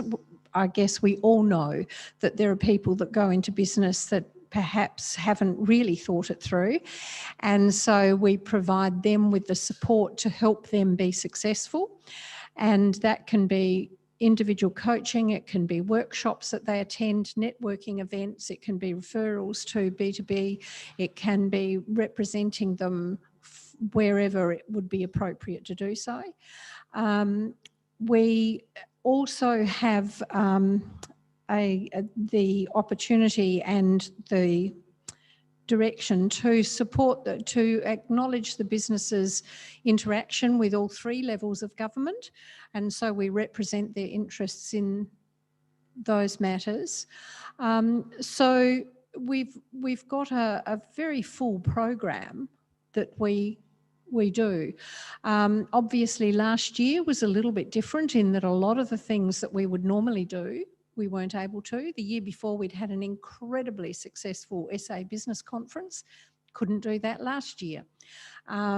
We had many workshops, couldn't do that last year. So we had to find other ways of supporting the businesses. And I think we did that very well. We certainly worked very aggressively to contact businesses, to be in touch with them, to give them the support that they needed, whether it was directly from us or referrals elsewhere. Thank you. Any other discussion? If not, I might ask, we do have a noting recommendation that we note the report. Councillor Little, are you happy to move that way? Deputy Mayor's happy to second. Any discussion? If not, I'm going to put that motion. All those in favour, please raise your hands. Carried unanimously. Thank you, Louise. And Thank you very Karen, much for coming along tonight. And thank you for all the work that you do. Okay. 11.4.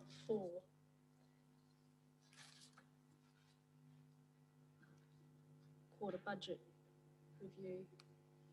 Councillor Hughes, you happy to move that way? You happy to second, Deputy Mayor? Do you wish to speak at all, Councillor? Just to note the deficit and the of 1.4 million compared to the adopted budget, but also the fact that it is basically because of our economic stimulus programs and stuff like that. Otherwise, our deficit would have been $70,000. But we do have a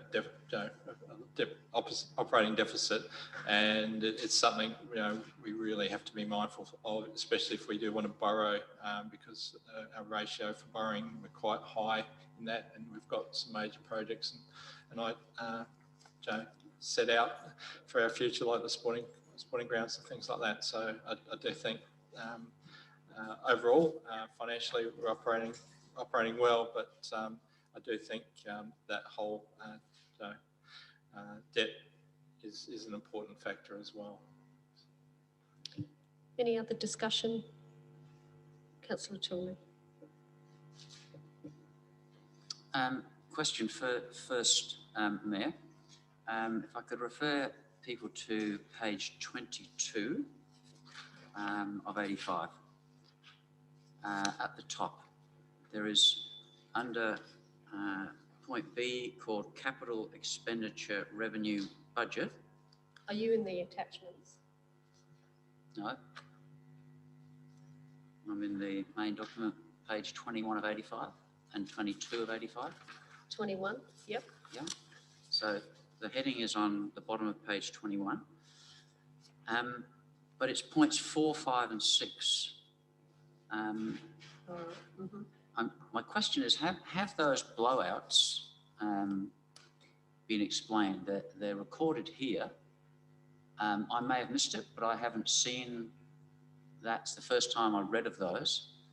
95,000 blowout for Walker Place, 73,000 blowout for the Gawler East Link Road, and 63 blowout for Gawler Community Safety Project.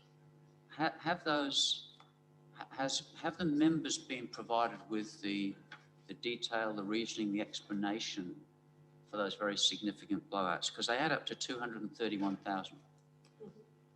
Okay, so Mr. Horwood, if you can just cover off on all those points, please. Thank you. Yes, thank you. Through you, Mayor Karen.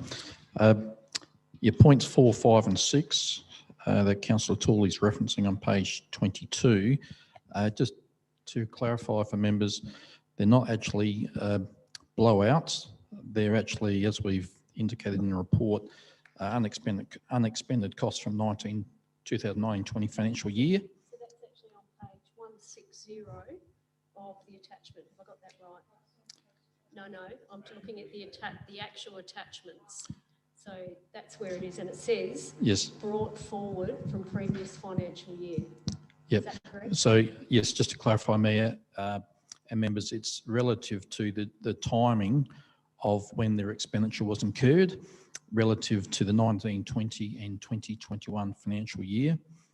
So it's just to be clear, it's not blowouts in terms of those projects. It's purely of the timing of when those costs were incurred. So just so we're really, really clear, those projects didn't blow out. That was part of the budget and it went across 2 financial years. Is that correct? Right. I think that clarifies that. Yeah, thank you, because it's important to get this in layman's terms that the public would understand, and if that's what that's clarifying, that this is not a blowout or an increased cost, but it is actually a financial technical issue that some of it got paid then and some of it got later, but we're not paying any more than we intended to pay. If that's what you're telling me, then I'm satisfied, and I think that's good for our public to understand, which is the part of our purpose of teasing these things out, because I'm a layperson in this respect, and on my first reading, when I saw underlined words like increase, increase, increase, that's how I thought. I thought it was a blowout. So I'm satisfied if that's the technical way we deal with the money, then I think we can say if they were within budget. Yep, so thank you for that. Thank you. Any other discussion? Councillor Koch? Yes, look, happy to support this. It's good that our deficit is going down, only because of stimulus packages. But I just would like to remind everybody that our net financial liability ratio by the 31st of June this year will be 96.2%. Now that's getting very, very high. When I first came onto council, we had a very high liability ratio and we worked to get it down. I think it was 2016 we got it down to a point we had capacity to do some borrowing. My focus with the upcoming budget is really just to really work on getting that liability ratio down as much as we can, because we've signalled to our community that we'll do Calbetha and also the pool, and the only way we're going to do that is by getting that ratio down to free up some borrowing capacity. So I just want to remind everybody about that, and just tell you a story about what we did, 10 years, 12 years ago. We actually had a similar figure, not so high, but we worked very hard to get it down so we could borrow again to do an iconic project. So it goes like that. It's in a cycle. At the moment, we're at the top of the cycle. We really need to do everything we can to get it back down to free up some borrowing capacity. That's just the way it is. Thank you. Thank you. Any other discussion? Councillor Hughes, are you happy for me to put that motion on? Put that motion. All those in favour, please raise your hands. All those against? It is carried. Thank you. Now we're moving on to grants update.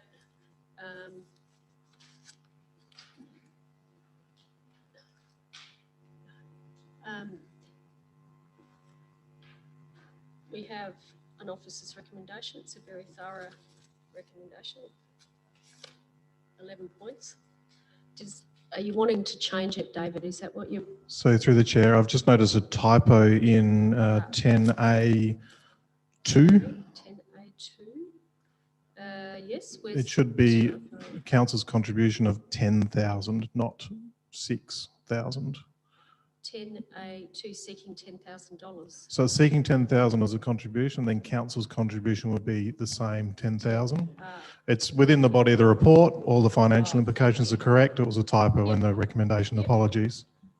We can change that. So 10A2 should read 10,000, not 6,000. And we'll change that. Have you changed that, Chris? Yes, you have. Lovely. You happy to move that way, Councillor Hughes? Do you wish to speak at all? Just to thank staff for their efforts in grants and working with our community and councillors. I think it's really important that we do continue this really good work in getting this funding and working with partner agencies and getting things delivered. And I believe there's more opportunities coming up. So yeah, just keep working. It does add to the workload of everyone, but I think it's an important process. And it's our money that we get from rates is majority of our income. Getting money from grants is very, very important when we have such tight budgets as well. So it's good. Do you have a seconder? So Councillor Fraser is happy to second. Do you want to turn your mic on, Bob? I have some questions. On page 25, 10C, what is the Ageing Well Strategy Development and what's that all about?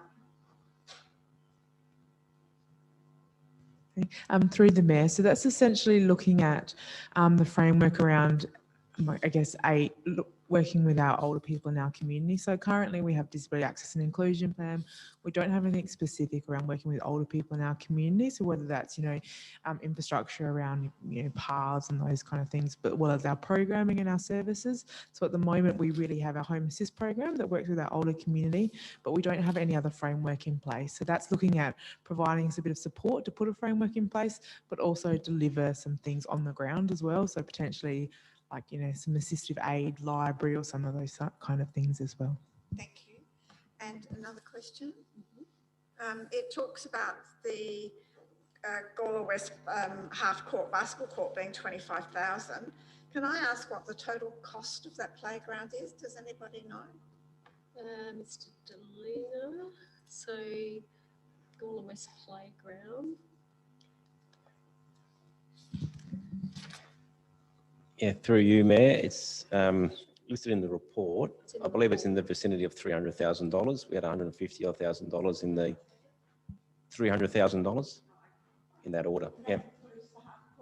Plus the half court. Okay. Any other discussion, Councillor Shanks? Yeah, I just had a question, a technical one. With when we apply for grants, we offer in kind to also go for these grants. I was just wondering what happens if we go for a grant and we can't offer. Let me try to reword it. I'm picking up on point 6 on page 24 of 85, and we're noting an application that was lodged and then it was unsuccessful due to the Netball Association not being able to provide money. Are we able to, how does that work? Are you able just to inform us on, are we able to apply for grants even if we don't have the in-kind money at that point in time and all that sort of stuff? So through the chair, we didn't lodge, the resolution is notes that application was not lodged because we didn't have the support from Netball. I think the previous resolution was hinging on Netball SA. So it always had to come back if they didn't say yes to $850,000. So that's a trigger to bring it back. So the trigger is that hasn't been lodged, but I take your point. It could have been brought back earlier, so we could have had another crack at it potentially. I don't know. Is that what you're meaning, Councillor Shanks? Yeah, sorry, my wording there was terrible. If I had a $100,000 grant that I was going for and I needed to contribute $100,000 to complete a project worth $200,000, I filled out the application and said I have $100,000 in kind. And when it came to the grant process, I didn't have $100,000. How would that work on the grant funding? We wouldn't expend it, or am I able to still put in the application hoping something else happens to free up that $100,000? It probably wouldn't get up. I think you have to be able to quit. So Is that correct? through the chair, as part of grant application processes, you have to actually have a letter of commitment that you have the contributory funding. So you can't lodge it without that commitment. So it wouldn't occur that you could do that. Okay, so I think we've got that. Councillor Tooley? A couple of questions before speaking, Mayor. First one, regarding point 2, the changing places. My question is, the changing places facility, is it true that that is permanently locked and only accessible if you can obtain a specialty key? So the changing places toilet also includes toilets for able-bodied people, which will be open all the time. A changing places toilet does require a key. My understanding is that you can, as a care provider or a person with a disability, have your own key with you, and you can access that whenever you need it, or you can access a key from council offices. So all changing places toilets operate under that system. So to accept a changing places toilet, you need to have a key, but there's 2 ways of getting a key, not just one. Have I got that correct, Mr. Delena? Yeah. Well, could I get some further clarification? So that this is a $100,000 facility. It's a $200,000 facility. Yeah. Let's just be clear. The changing places component is 100. There's more money added to put 2 other unisex toilets next to it. I get that. I'm talking about the changing places facility, which has a value of $100,000, which is locked permanently. I'm a visitor to the town, and I don't have a dedicated key, but I am desperate. I'm about to soil myself, and I come to the door and it says, go to the Civic Centre to get a key. How is that possibly going to work for a person who's desperate to use that facility? And so a changing places toilet is exactly, because it has heavy hydraulic lifts, etc. All changing places toilets are exactly the same. So it's not because it's in Gawler that we're locking it up. It's how they work. So yes, you do require a key. You either have a key yourself or you access a key through council facilities. So how we go about that, I guess that's up for discussion, how people can access keys. It is not, I don't believe any changing places toilet is permanently open. Is that correct, Mr. Delena? Certainly not from my understanding, and the intent is that there is so just to clarify, the changing places facility, the funding's $100,000, the actual cost of the actual changing places toilet, whilst we haven't got that exact, generally it's understood to be about $150,000 for the actual changing places toilet. The grant funding's $100,000. We are then spending a total of $275,000 as per the council report on building a Martin's Place toilet, which will have an additional ambulant toilet, and so which will be permanently, open within normal public toilet hours with in accordance with the rest of the township. Yeah, like all the other public toilets in Gawler. Yeah. Okay. Deputy Mayor Samble and then Councillor Little. Yeah, Mayor Karen, I'd just like to ask a question, page 25, in B, item B, Building Better Regions Funding Program, is why we did not seek $42,000. You know, it said here we're seeking 20,000, but you know, the project is all about the point of new signage and all that type of thing. And, as Councillor Koch says, we've got to stop a bit of the spending and build a better region funding program has certainly been very, very supportive to towns and communities. I'm just wondering why we didn't ask for 42,000 instead of 20, and now we have to provide 22,000 of it for signage. I think that's because we have to match funding. Is that correct, David? And the actual cost of the project is 42, so that's half, pretty much half of the project. So it's matching partnership funding. Councillor Little? Yeah, I'm back on the toilet with the key. I'm of the belief, through you, Mayor, to Mr. Dana, that for disabled people and organisations in South Australia, they have a key given to them when they travel to towns that they can access the toilet. Is that correct? My understanding is organisations and individuals will have access to a key. Yeah, I thought that was also the veterans community, but that's what we have. I didn't know whether that was generally open to the public or... Well, if people, I'm not an expert on changing places, but my understanding is that organisations and individuals will have access to their own key.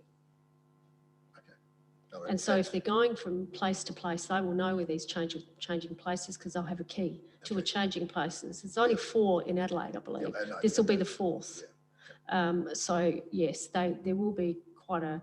I think it's safe to say that if that's the process, which is my understanding, people will have access to it. Okay, thank you. I think Councillor Tully, do you want to speak, Councillor Tully, to the motion? Okay. Yep. If you want to turn your mic on, please. Thank you. Yes, referring to point 3D, it looks like it's already a fait accompli because we have a motion coming up that is going to ask us to endorse this, and yet, if I read that, notes that projects nominated by council under the federal government's local roads and community infrastructure program extension comprising D, Gawler West half-court basketball court. So why are we being asked to consider a motion when the deal is done? No, it's... The horse is bolted. No. The crop is harvested. Gawler West is Britton and Brigalow. Are you talking about the motion later on? Yeah. That's Evanston Park. That's Humphrey George.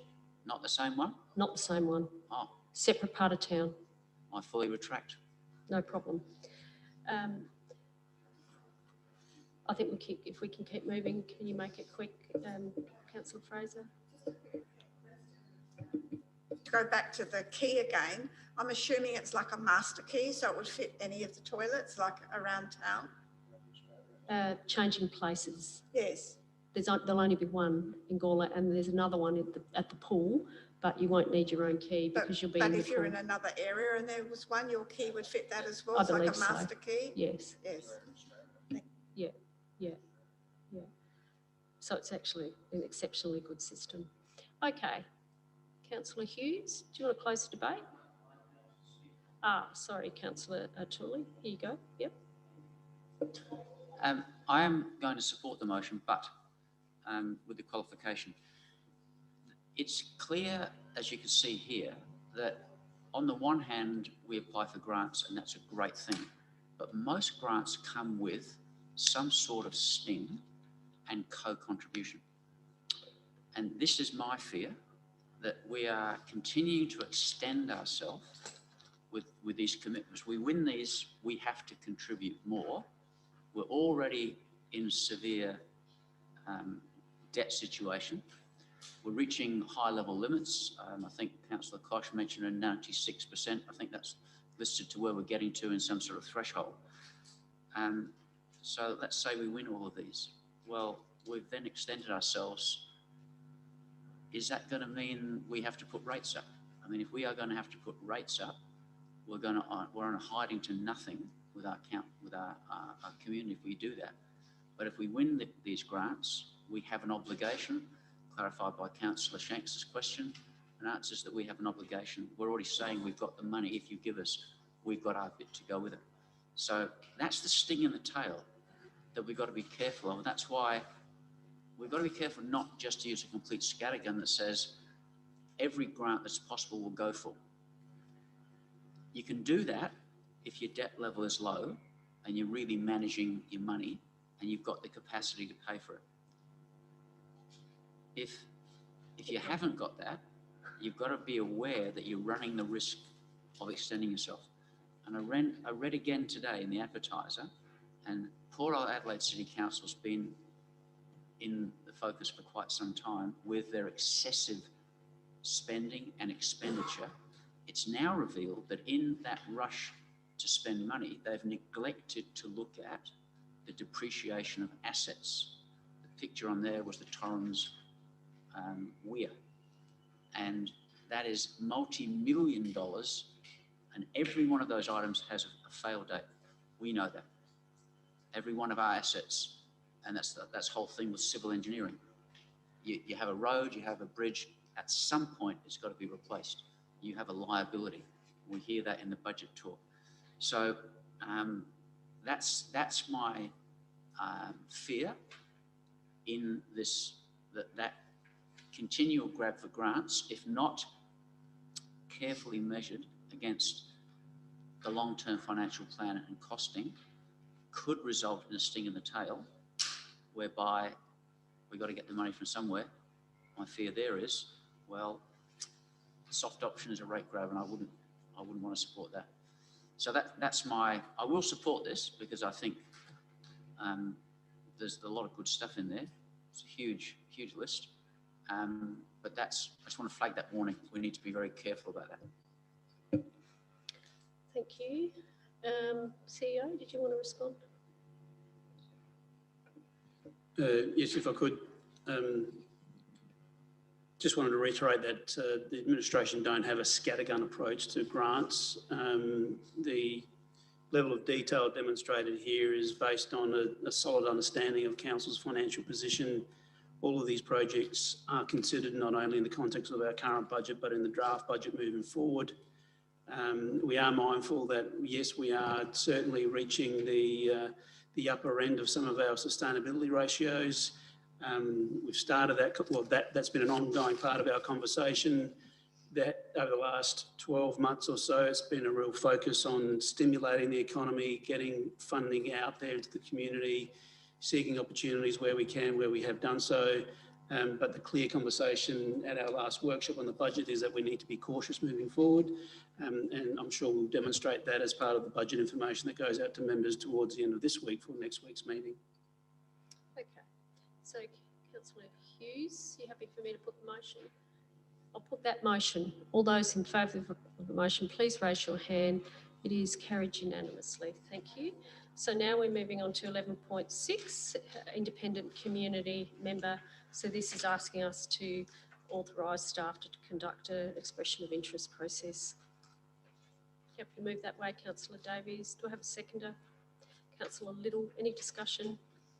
If not, I'll put that motion. All those in favour of the motion, please raise your hand. All those against? All those in favour, please raise your hand. Carried unanimously. Sorry, I didn't see everybody. Thank you. Now we move on to 11.7. Councillor Kosh, do you wish to speak at all? If you could just turn. Thanks, Paul. Yeah, I'm happy to move this motion to provide support to the Gawler Environment Centre. I've looked through the different locations, the benefits and limitations, and when I weigh it all up, the Emerson Garden Community Centre is the option I think provides the best benefits for the group and also for the community. So, yeah, I'm quite happy to support this. Thank you. Seconder, do you wish to speak at all? Yeah, look, I was curious about this, so I call up I believe the new chair of the Gawler Environment Centre, who's here with us today, Jack Gill. Congratulations, Mr. Jack Gill. Congratulations to the new chair. Just asking, is this the preferred option? And it seems like this is an option that the Environment Centre is quite happy with. So happy to second this. Any other discussion? Councillor Fraser and then Councillor Shanks. Yeah, I'm happy to support this as well. But can I ask what rental they're paying now in the administration centre? This is $77.71 a month. Are they paying rent where they are now? Are you fully subsidised by due currently, or do you pay?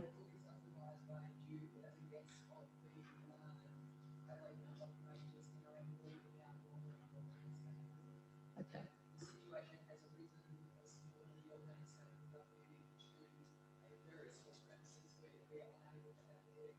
Yeah. So they don't get charged anything. They're guests. Yeah. They haven't been charged anything. They're the guests of NRM currently. Thank you. Councillor Shanks?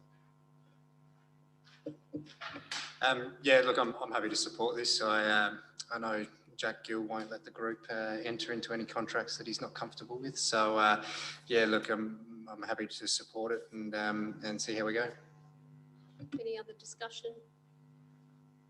If not, Councillor Kosh, I'll put that motion. All those in favour, please raise your hands. Carried unanimously. Thank you. So moving on to 11.8.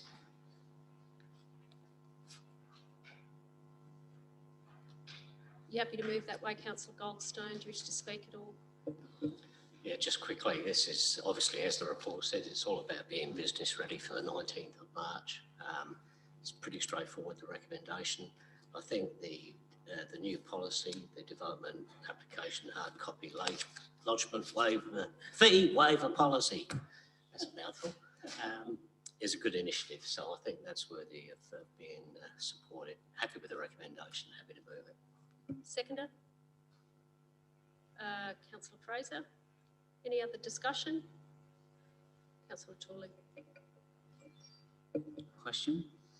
And I actually heard Councillor Goldstone. Keep going. Sorry. My question is this.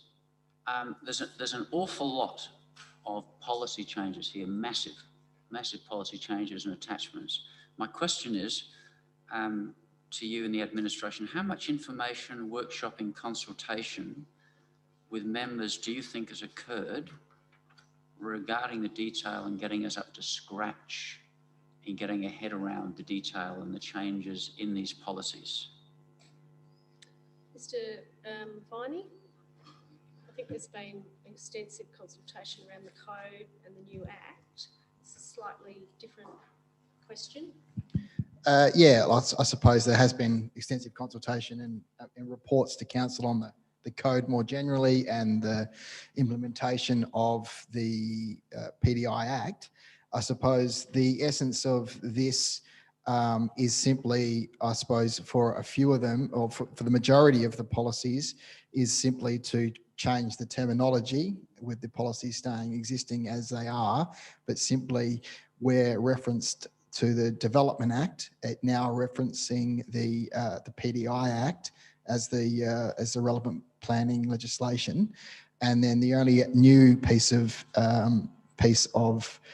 or new policy is in relation to the fee waiver policy, which relates to hard copy lodgements, which is a new fee that has been I suppose, initiated or brought about because of the need for the applications to be lodged online.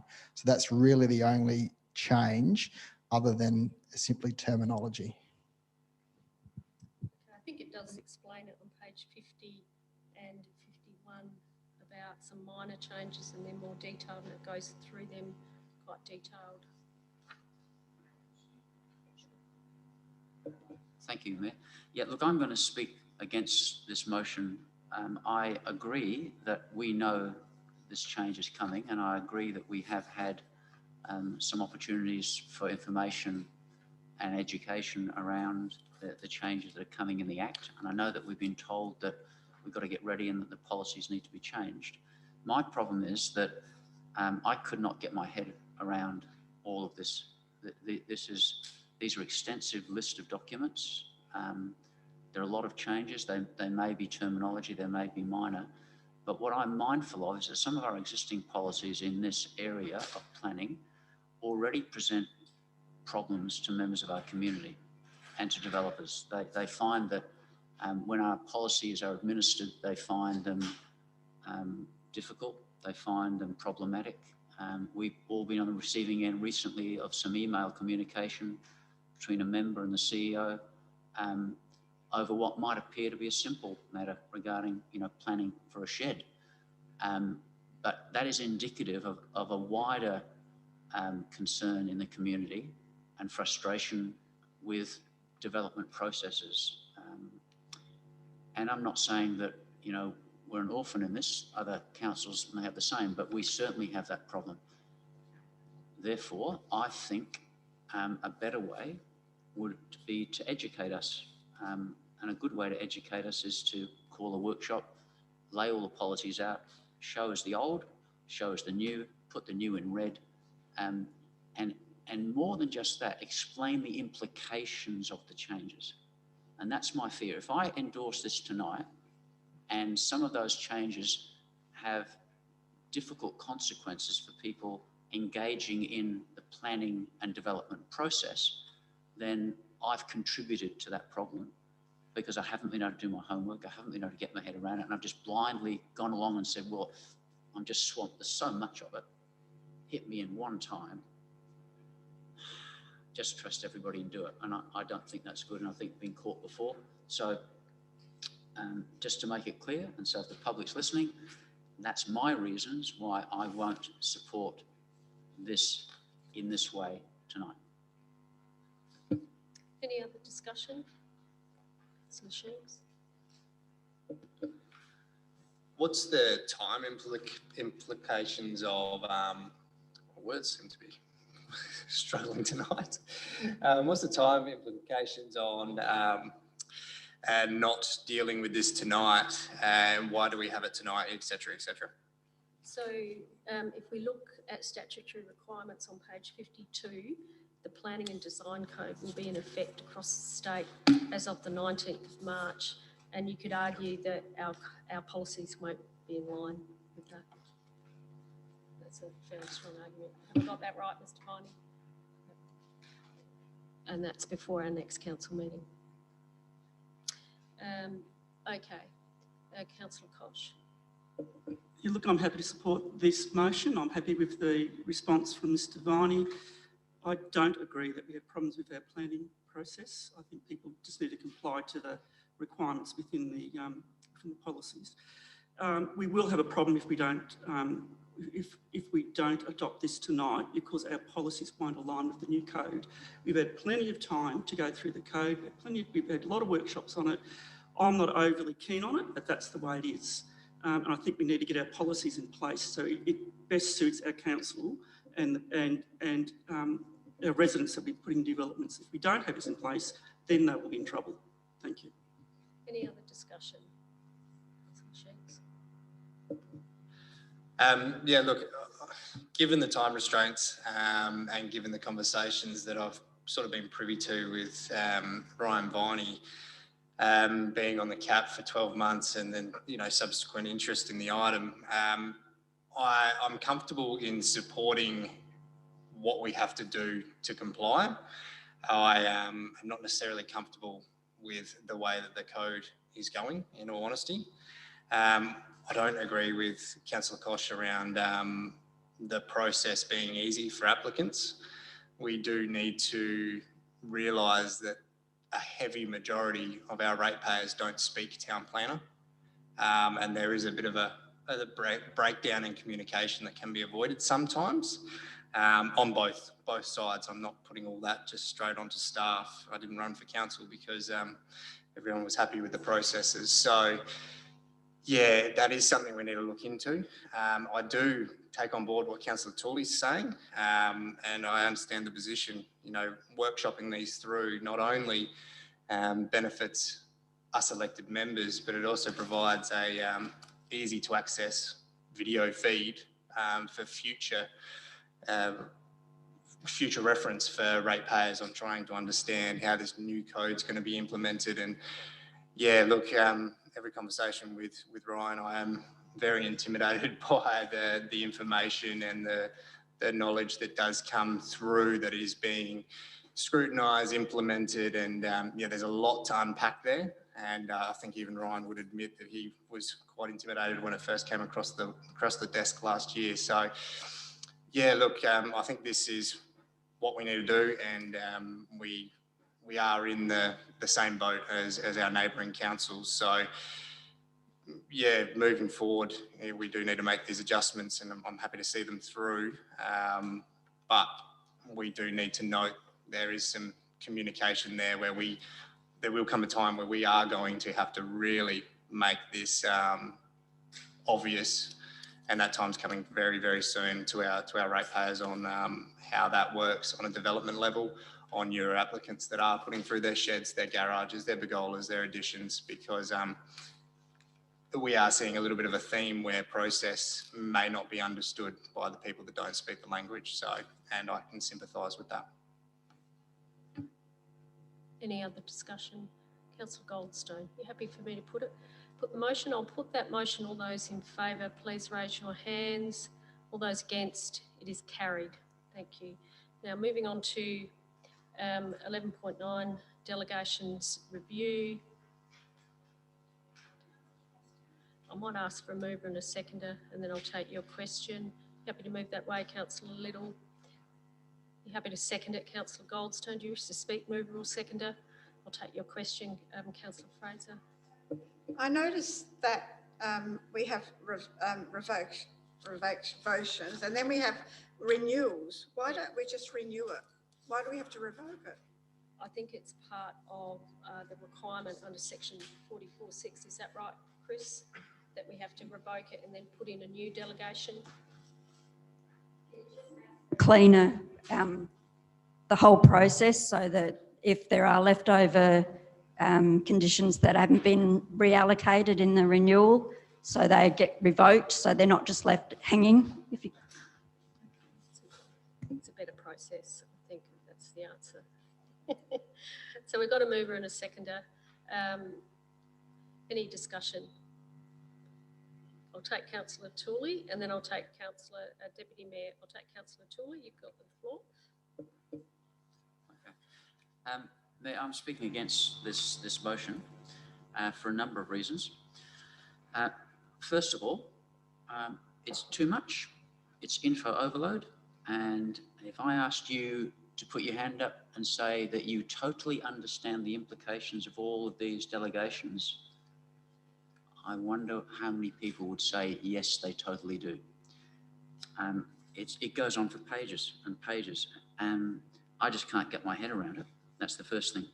Secondly, it says, if you read on page 58 of 85, accordingly, for the purpose of conducting its governing, regulatory and service activities effectively and efficiently, a council will have in place a process of delegation. A delegation is the means by which a council may authorise another person or body to exercise certain powers and functions. Delegation enables the council to focus on policy and strategy and enables the day-to-day operations of the council to be carried out by the council's administration. I feel that delegated authority can be abused. And my view, my opinion, is that a case in hand is the way the IES has functioned at times. When we were told that by giving it delegated authority, it would be getting rid of the day-to-day, the small stuff.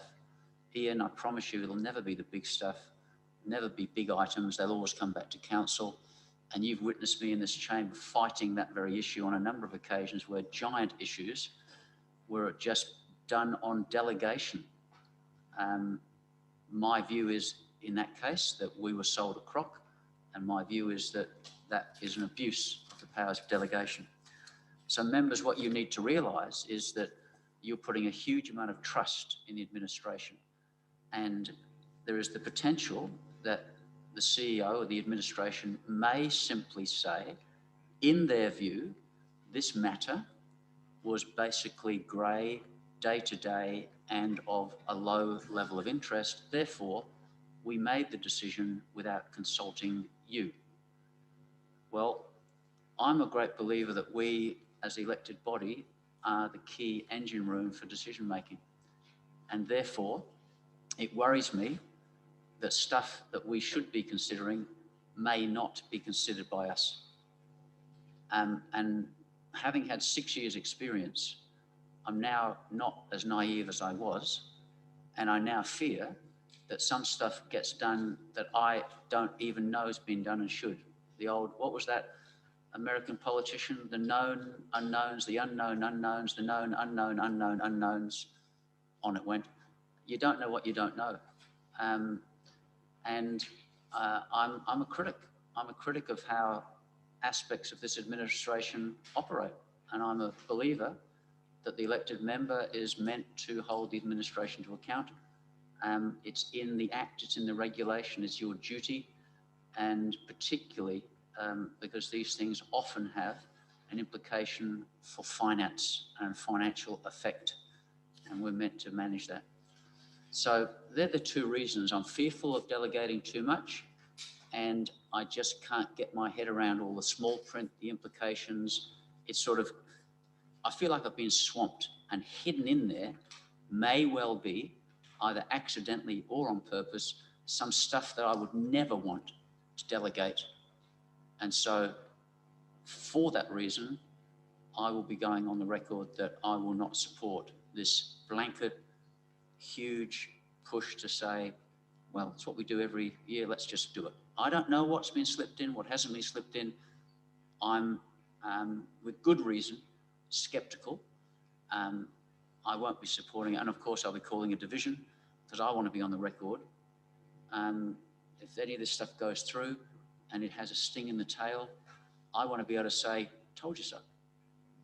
And I want to be able to say it to the community, told you so. That I never supported that. That's not the way it should have happened. We should have been dealing with that in here, but it got dealt with out there, and I didn't even know it was happening, but it's had this implication. That's my fear. Councillor Fraser. I understand where Councillor Tully's coming from, but unless we want to sit in here 7 days a week waiting for things to be passed, there's no way a lot of these things can wait until the next council meeting. They have to be done. The public are already complaining about how long it takes to get things through council because they've got to go through different methods and different people. So people are already complaining about that. If everything that came past the CEO and his staff had to come to us, nothing would ever get done. Sorry. Councillor Koch. We've just had a recipe for disaster. Imagine every little thing coming to us. We'll be here 7 days a week, 20 hours a day. It is just, it's boggling to think that someone would actually propose that. You know, we have staff that we have staff. What's your point of order, Councillor?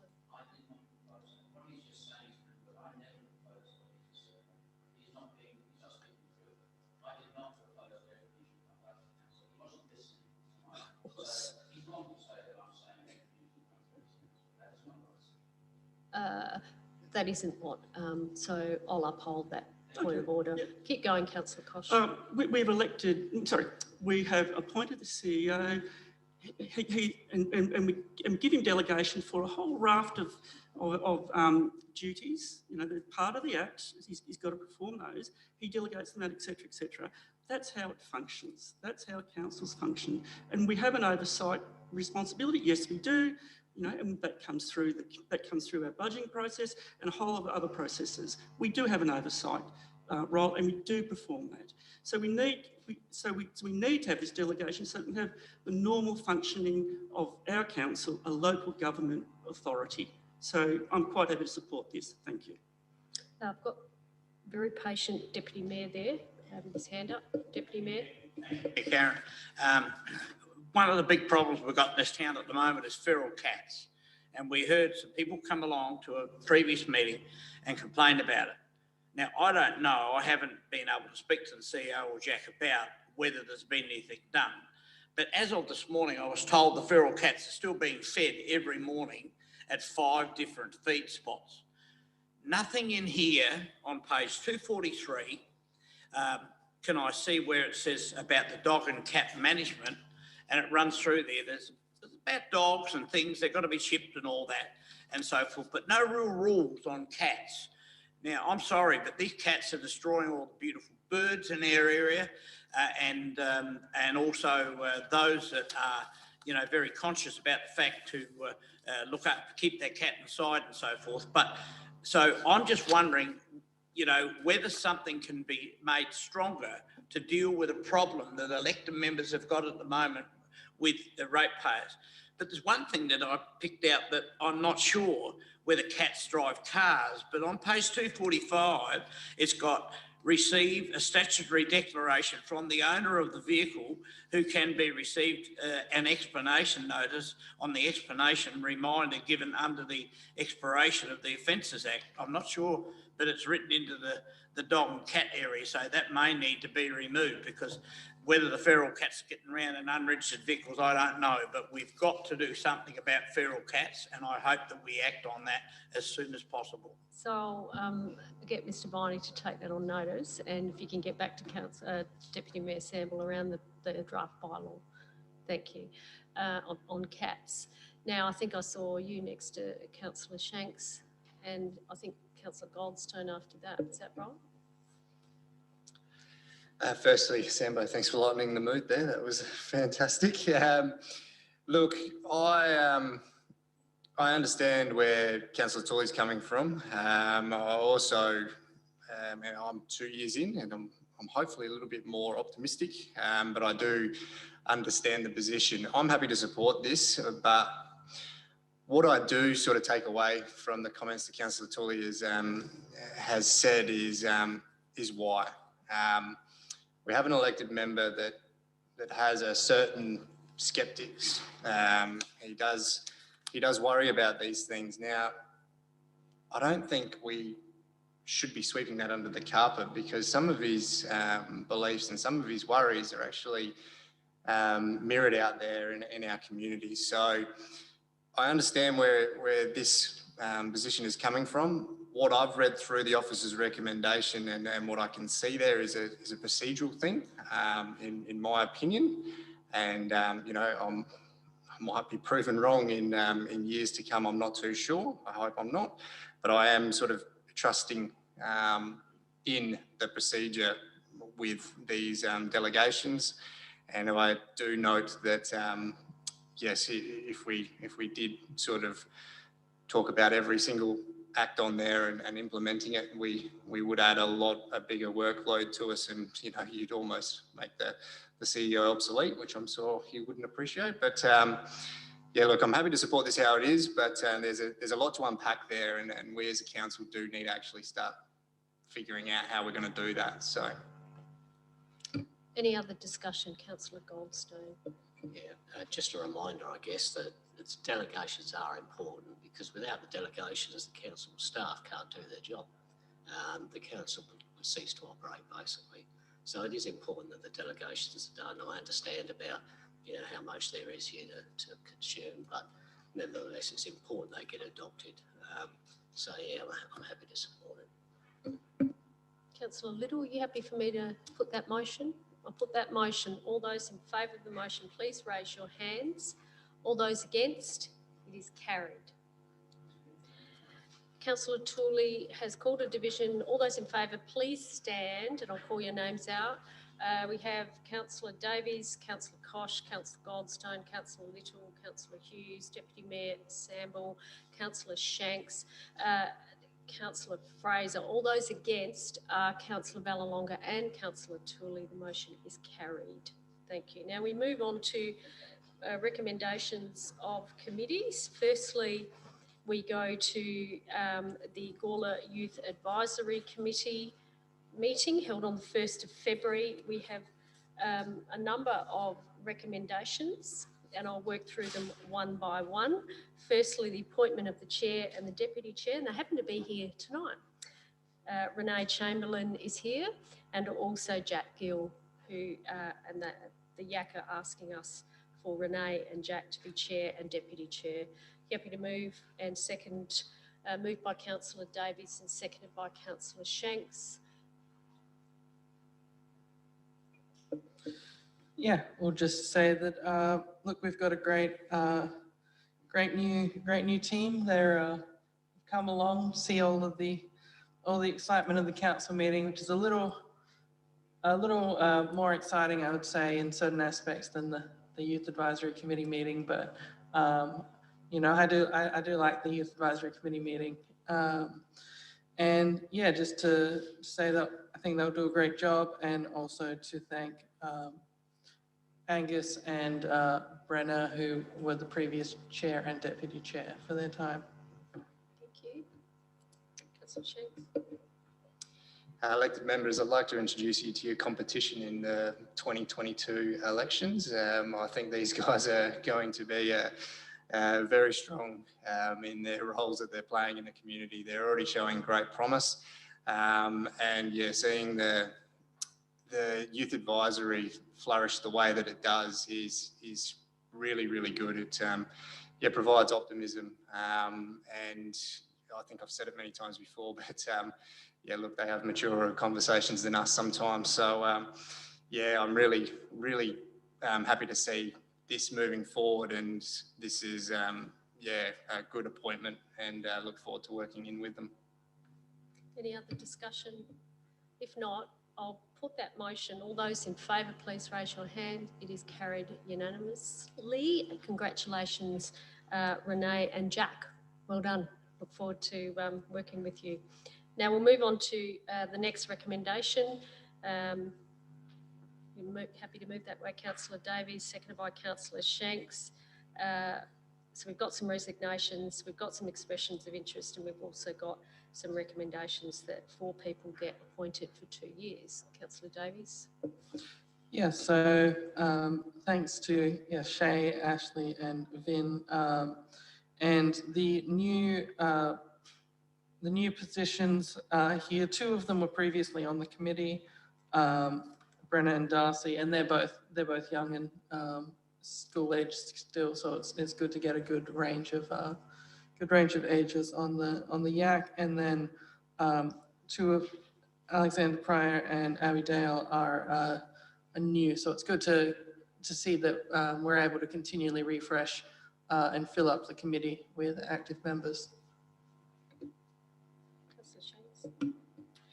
Yeah, I also just wanted to point out, I've been on the youth advisory since I started on council, and I've always noticed that as soon as people come to the end of their term, there's another couple ready to line up. So that only goes as a compliment to the way that it's run. So yeah, it's always good to see that interest constantly provided. So yeah, we'll support this one, and commend the youth advisory for that.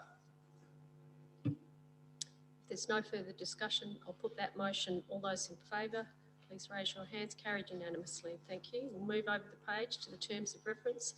Very straightforward. Councillor Davies, move. Do I have a seconder? Councillor Hughes. Any discussion?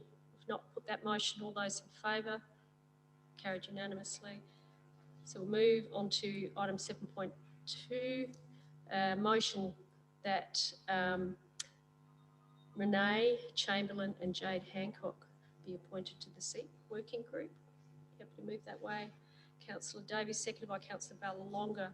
There's no discussion. I'll put that motion. All those in favour, carried unanimously. Moving on to youth space-based traineeship budget bid. Happy to move that way. Councillor Davies, seconded by Councillor Ballalonga.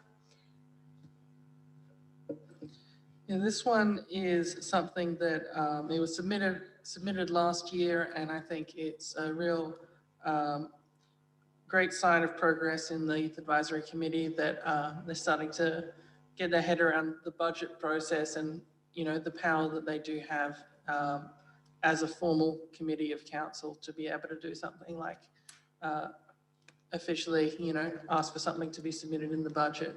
And I think this is a worthwhile initiative. We're not finalising it right now. We're just sort of putting it in the consideration for the budget deliberations, and then further discussion.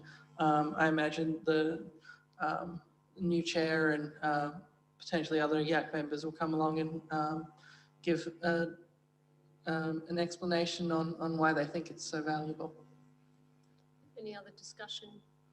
If not, I'll put that motion. All those in favour, please raise your hands. It is carried unanimously. Thank you. Bike Month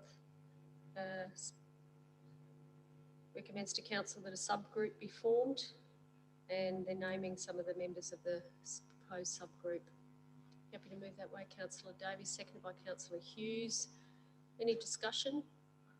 If not, Deputy Mayor. Yes, because we've got such an active bike group, the Wheeler, Gawler Wheelers, and of course Councillor Kosh, and I don't ride push bikes, I'm too old, but and Councillor Hughes. But Councillor Davies, are you getting input from other organised bike groups in the community to help? You know, this is probably good mentoring. You know, from Gawler Wheelers is certainly a success story, and Councillor Kosh and Hughes can tell you of that. I mean, when they go past my place, they're louder than Harley Davidson. You know, so I'm just wondering if you had any help from groups. Councillor Davies. Yeah, look, I mean, the one to ask about that probably is Jack Gill, whose initiative it is. Look, I think that's the purpose of forming the subgroup, is to get into these kinds of discussions about who to work with and that kind of thing. Okay, thank you. Any other discussion? If not, Councillor Davies, I'm going to put that motion. I'll put that motion. All those in favour, please raise your hands. It is carried unanimously. Thank you. So, Chair and Deputy Chair, you've just got a couple of motions, quite important ones through Council. Well done. Okay, so we're moving on to recommendations from the IES Committee. Okay. Happy to move that way, Councillor Little. I'll work through at the top of the page. Are you happy to second Councillor Vallelonga? So I'm doing unauthorised tree removals first. Any discussion? If not, Councillor Goldstone. Just quickly, I can't be voting against this as I did at the committee level, because I still think Mr Shamwell should have paid for the removal of the 6 trees. I don't know how we've agreed to accept for 4 trees when he removed 6. That is still a 50% discount on what the policy requires, so I'm afraid I'll vote against it. Councillor Kosh. Yeah, look, I'll be voting against it. I spoke against it at the committee meeting.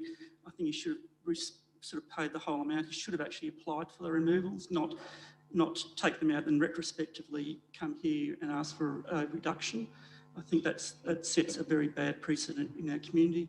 People will see that and go, okay, I can just bowl over these trees and come cap in hand and then get a reduction. I think it's bad policy. Thank you. Any other discussion, Councillor Toole? Yeah, I wasn't going to speak because I thought it would just go straight through because we had a good debate, but I think I need to counter some of this stuff and reiterate some of the information that swayed us on the night. Number one is the original block had on it almond trees many years ago. The remnant of those remained on the block when this gentleman purchased it. They sat right on the fence line and they were scraggly, they were dying, they provided no amenity, and in removing his own fence, he did what I think I would have done and said to the guy handling the bobcat, look, while you're at it, just push those over. There was talk about, well, you know, would the council have saved them? I think it was accepted that they would have had to be severely trimmed. They would have affected our ability to put a footpath in. Had we put a footpath in order to leave them, we would have pushed the footpath so close to the curb, it would probably not be compliant with the Australian standards. To put in a footpath in that area, we covered this, that we would, in all likelihood, demolish those trees in a common sense act. The gentleman was very apologetic. When I heard him speak, I put myself in that position. I thought I could have done that. I could easily have done that. I would have just assumed. And I think the committee recognised the amount that we were expecting him to pay was excessive. We also, I highlighted the point that we have other people in the community that make lots of mistakes. We're not setting precedents here. We have people that make mistakes with building applications for carports and sheds and fences, and they don't go through the proper process, and we don't fine them. We actually go to them and say, look, could you please correct that by submitting the right application? And invariably what they've done is compliant anyway. They just didn't, they missed a little bit of red tape. We then fast track it. We give them the approval. Everything's legal. I just found it was anathema that we were even considering a penalty. I would have said no fee at all myself, but we reached a consensus. Well, it wasn't a total consensus. We reached a clear majority view on the basis that the gentleman was willing to offer $2,000, and we accepted that. And we all heard all of those reasons. So I had thought we might have just sailed through, but there's my 3 minutes worth to give a balanced view and the opposite view, and to reiterate what was the strong argument on the night. Any other discussion? Councillor Hughes. Yeah, I wasn't going to speak on this at all either, but yeah, some of the points Councillor Tooley made sort of clarify. The clear majority was, I think, 1 vote, and it wasn't a strong, it was actually quite a close debate, the whole discussion of this. It is contrary to Council's policy, and I'd sort of probably be, my understanding was that there was some correspondence before this actually happened as well, with Mr. Shamel as well. 6 street trees, there is a policy, as Councillor Goldstone said, and our street trees are really important, even if they're species that you don't like, or maybe a bit scratchy. A lot of our footpaths are actually from the curb in, and a lot of our street trees are actually near the fence line. In my area, they all are. The footpaths are actually on the curb. I don't believe there's an Australian standard saying you can't have a footpath next to your curb, as Councillor Tooley said. I think that's quite hilarious. Yes.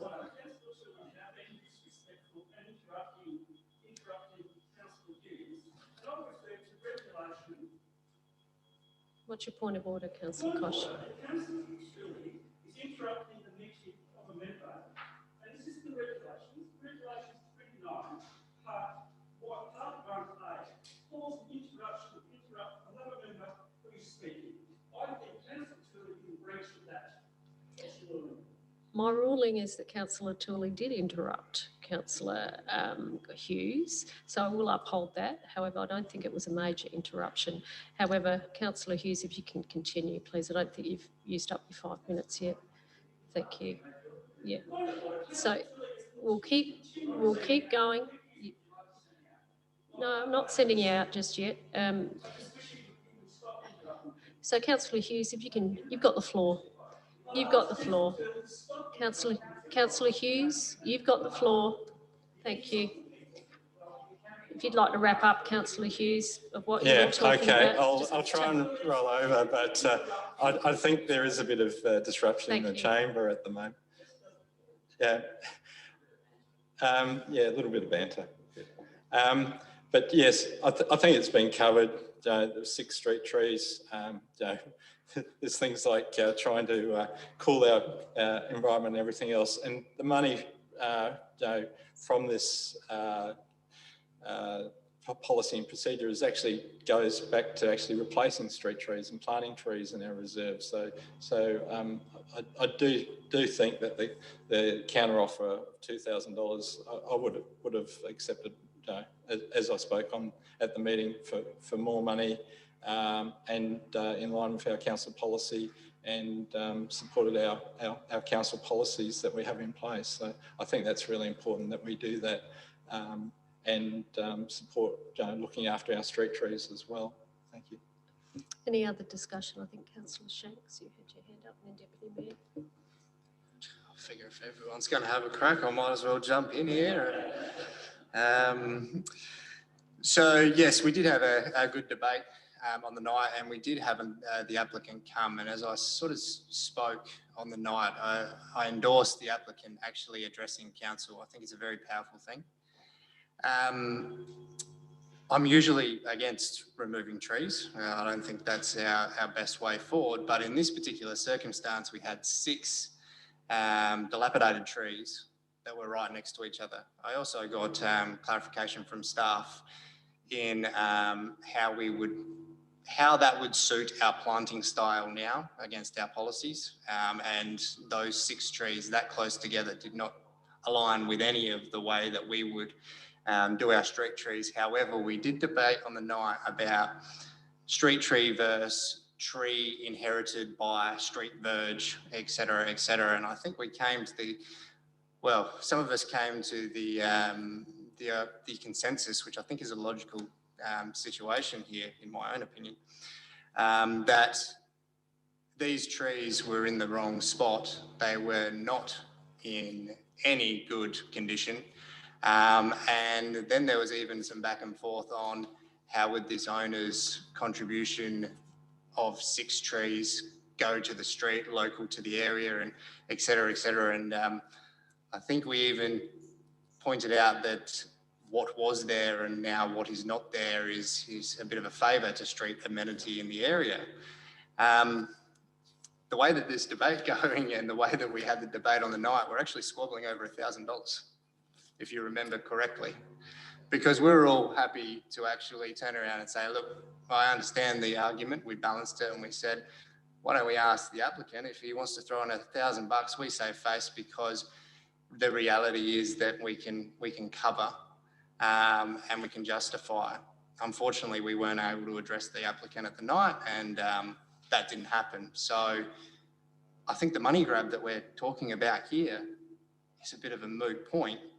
And I'm for endorsing and showing that we do listen and we promote coming in and speaking to an IES committee, by all means, not just a council meeting. So the way it sits right now, 2,000, let's reflect, let's know what's going on. And if we do come across the same situation again, when we get 6 dilapidated almond trees that are 600 mil apart, that are dying at a fence line, and someone wants to remove them, maybe we should be charging them $2,000.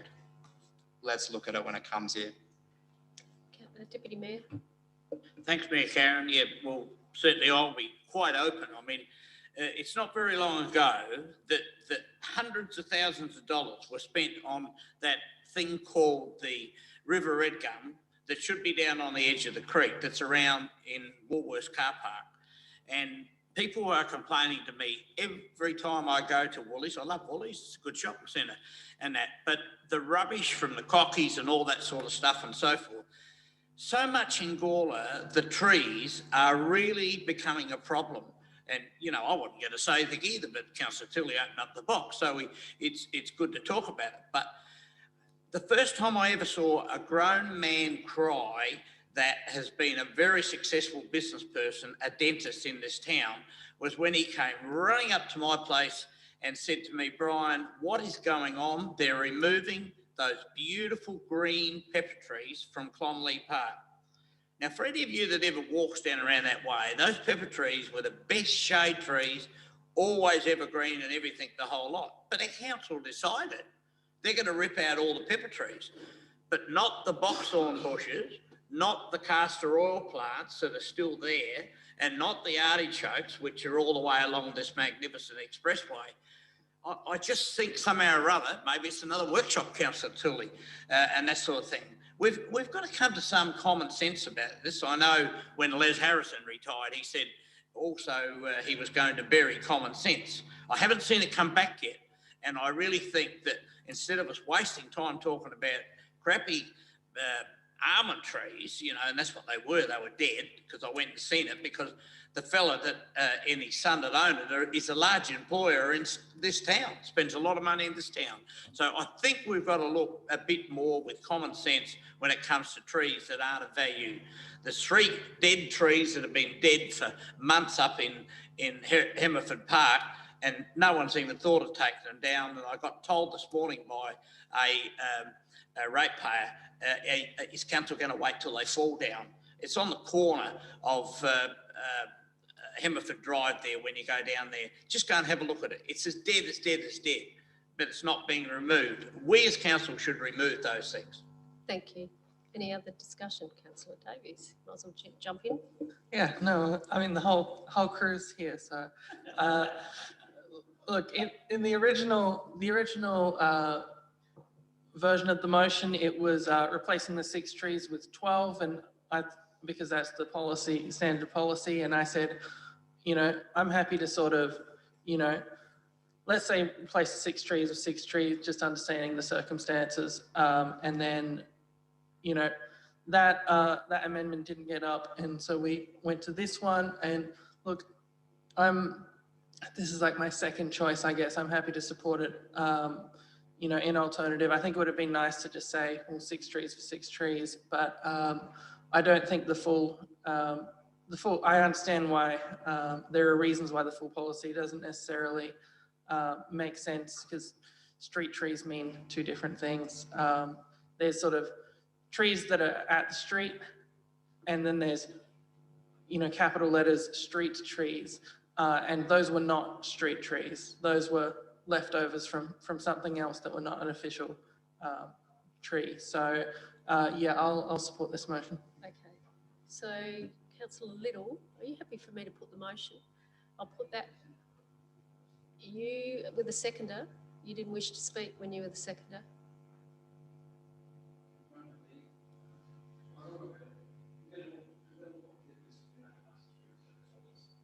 Thank you. Councillor Little, I'm going to put the motion. All those in favour of the motion, please raise your hands. All those against? It is carried. Thank you. So who's called a division? Who called the division? So did anyone call a division, or did no one call a division? You need to give me a name. Who? So you did? Right. So Councillor Tooley calls a division. All those in favour, please stand. All those in favour, Councillor Davies, Vallalonga, Tooley, Little, Deputy Mayor Samble, Councillor Shanks. All those against, Councillor Kosh, Goldstone, Hughes and Fraser. The motion is carried. Thank you. So we'll keep moving. Group electricity procurement process. Looking for a mover and a seconder.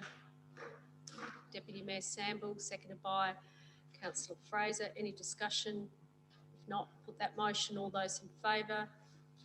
Carried unanimously. Thank you. Hemmerford Grove playground update. Happy to move that way, Councillor Fraser. Do I have a seconder? Councillor Tooley. Any discussion? Councillor Kosh. And then I'll take you, Councillor Tooley. I'll be quite, I'll just repeat essentially a summary of what I said last time. I think this is over-egged. I think it's too much for this area. I think we should be spreading the love around our community. That it's going to increase the amount of maintenance that we're going to have to do up there, water, everything else. We had a report from Mr. What's his name, Jerry Charlton, recently when he talked about irrigation, and he said that we should actually, he said it's not sustainable to keep on putting out irrigated lawn. We need to reduce it. We need to do more native grasses and native plants. So I think this is, as I said, it's a bit over-egged. And although it's up in my area, I think something a bit smaller, compact, would have been sufficient. Thank you. Councillor Tooley. Well, here we go again. I hope we all buy in this time. We had an extensive discussion at the committee level about this, and there were a lot of good points made. The people of that area, the current playground area that they have is very, very tired. This has been designed, I believe, by our own landscape artist that we employ. I believe that's the case. I think you highlighted that, Councillor Shanks. This is the result of our own, yeah. We applauded, most of us applauded the design as quite innovative, creative, attractive to a range of ages, and it picks up on the current theme in playgrounds, which is adventure playground, allowing for risk, allowing for kids to get dirty, not just plain old swings, but more opportunities to get involved in that sort of environment, the landscaping. But we also talked, and I think it might have been Councillor Sample that triggered it, that we have an asset there in Haverford Grove that is underdeveloped. And in that conversation, we also said, well, there's other places like Goose Island and maybe we should be putting in submissions to activate. But we have a wonderful asset in that part of the town. That led on to us talking about why would you live in Gawler? Why would you come to Gawler? And I shared with you examples of people who I found at the Springwood development when campaigning that didn't live in Gawler, but they came there because they loved that amenity, that wetland, that environment, and they had their lunch and they played with their kids there. In fact, we heard tonight from the gentleman who spoke, Mr. Ahrens, I think it was, he's pleading with us to reactivate the irrigation of some of those small parks around the place, in addition to some of the other amenity. And I totally disagree with the view that Councillor Koss is sharing. I know he's committed to a sort of dry land, native grasses type environment, but I believe that is out of step with two things. It's out of step with community needs and sentiment for amenity. It doesn't comply with the needs for well-being that comes with green open space, well and truly documented. And also in terms of climate change and cooling an area, the more greens, the more lawns, the more trees you have, whether it's on a building or on a space, contributes to both the cooling effect and to the reduction of CO2 gases. So these are all really good reasons why you have to balance that. But you can offset your water if we did more in our own infrastructure to capture our own stormwater and reutilise that. Gawler College was one of the first schools that put in massive underground storage. I'm not sure if they tapped into the aquifer. I'm not sure, although I think their excess goes into the aquifer and they take it out of the aquifer, I think. But all of the hard surfaces from that school go into their tank system, and that way they can easily sustain that beautiful green environment for those kids, which softens the whole impact for over 1,200 students on the site. So these are all good reasons why we should support this motion. But beyond that, we should be thinking more in terms of this rather than less for our community. Remember, Gawler has the reputation for having some of the most intense heat islands in the state, if not the nation. And hard, open surfaces, be they concrete or barren ground, contributes to the heat island effect. Any other discussion? Deputy Mayor. It just Mayor Karen, I'm just wondering whether or not it can be made a note of to do with the area itself, because to do what we're proposing to do to the Hemford recreation area is going to need a lot of water. And just as a bit of past history, because I'm an old bloke and knows what was there before, is that Ern Mellows used to have, and Cyril Coastel, that whole area was a dairy farm. It had 3 bores on it and supplied the whole of the area. He was completely, they were both independently with the dairy, he used a lot of water and so forth. And I'm just wondering whether we as a council ever cap into those, like for instance at the corner of Stithians and Calton, there was a well, it was filled in, and so forth. I'm just wondering, does our council look at those sort of perspectives? I'll take that on notice, actually. Yeah, because I don't think they'll be able to answer that technical question tonight. So if you can take that on notice. Thank you, Mr. Delena. Any other discussion? If not, Councillor Fraser, are you happy for me to put the motion? I'll put that motion. All those in favour, please raise your hands. All those against, it is carried. Thank you. So we're going to move on. Sorry, division. Councillor Tooley called a division. All those in favour, please stand. Councillor Davies, Councillor Goldstone, Councillor Valalonga, Councillor Tooley, Councillor Little, Councillor Hughes, Deputy Mayor Samble and Councillor Shanks and Councillor Fraser are in favour, and against Councillor Kosh. The motion is carried. Thank you. So we'll move on to recommendations from the Audit Committee. And we have a motion for noting. We move, thank you, Councillor Hughes. Do I have a seconder? Councillor Fraser. All those in favour? Carried unanimously. I'm going over the page, and Mr. Horwood, we've already done the quarter budget review earlier in the night. I don't think we need to redo this. I think we'll move to the Treasury Management review. Are you comfortable with that? So 12.3.2 Treasury Management is a recommendation. You happy to move that way? Councillor Fraser, seconded by Deputy Mayor Samble. If we could get Deputy Mayor Samble's name tag changed, it is a bit distracting. Oh, Deputy Mayor, it says Councillor. Yeah. Anyway, if it could just be Deputy Mayor Samble, Brian Samble, would be easier for me because I don't see the Deputy Mayor, all I see is Councillor. Okay. We do have 12.3.2. I have a mover and a seconder. If there's no discussion, I'll put that motion. All those in favour of the motion, please raise your hands. All those against, it is carried unanimously. Thank you. And then we have a policies review. Do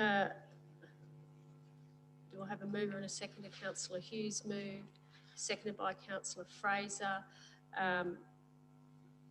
There's no discussion. I'll put that motion. All those in favour? All those, it's carried unanimously. Appointment of chair, that we appoint Peter Brass. You happy to move that way, Councillor Kosh, seconded by Deputy Mayor. If there's no discussion, I'll put that motion. All those in favour? Carried unanimously. We'll move on to the recommendations from the Gawler Heritage Collection. We do have one for noting. Happy to move that way, Councillor Fraser, seconded by Councillor Kosh. There's no discussion. I'll put that motion. All those in favour? Carried unanimously. Thank you. We have a recommendation about recent collection acquisitions. Happy to move that way, Councillor Fraser, seconded by Councillor Kosh. There's no discussion. I'll put that motion. You got a question? Yep. I'll speak to this. Yep. This will come up. I've forgotten they do this list, but a lady donated the other day via me to put it in, which I have, a beautiful crystal glass from the centenary of, what would that be, 1939? 37? 1937, 39? Something like that. Yeah, she found it in a family shelf, was coming to Gawler, visiting me. Yeah, we've got two at home.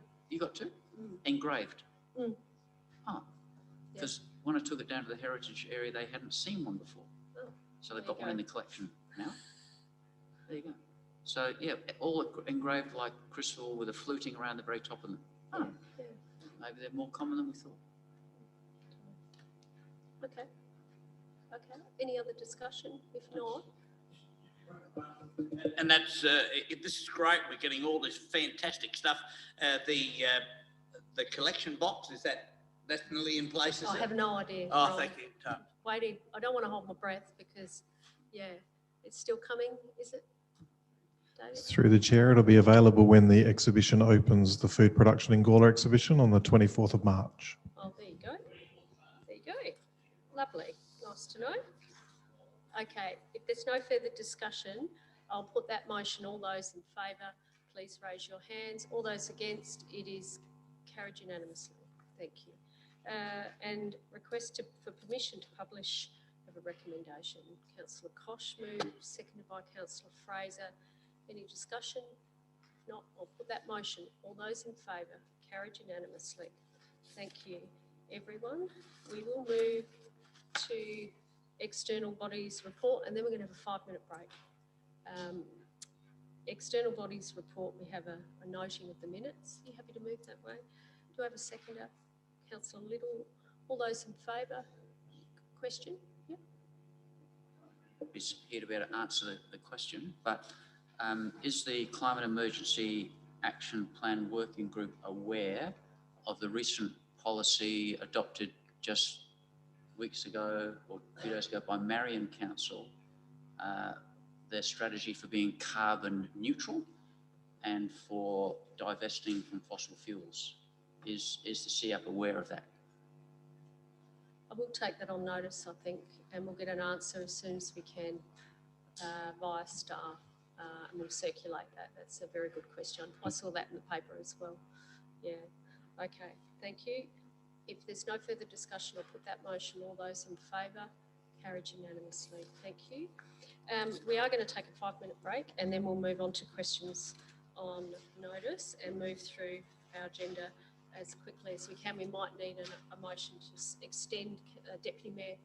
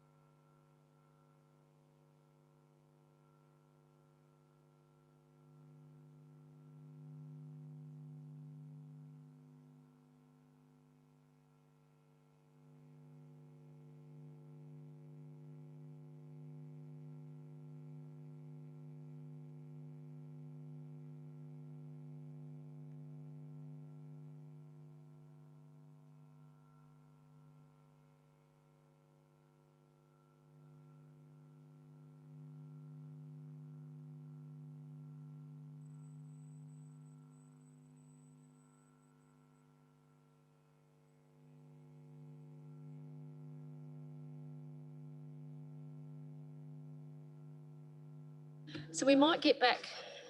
Elected members, we might just keep moving just so we can keep going. Yeah, okay, thanks, Ian.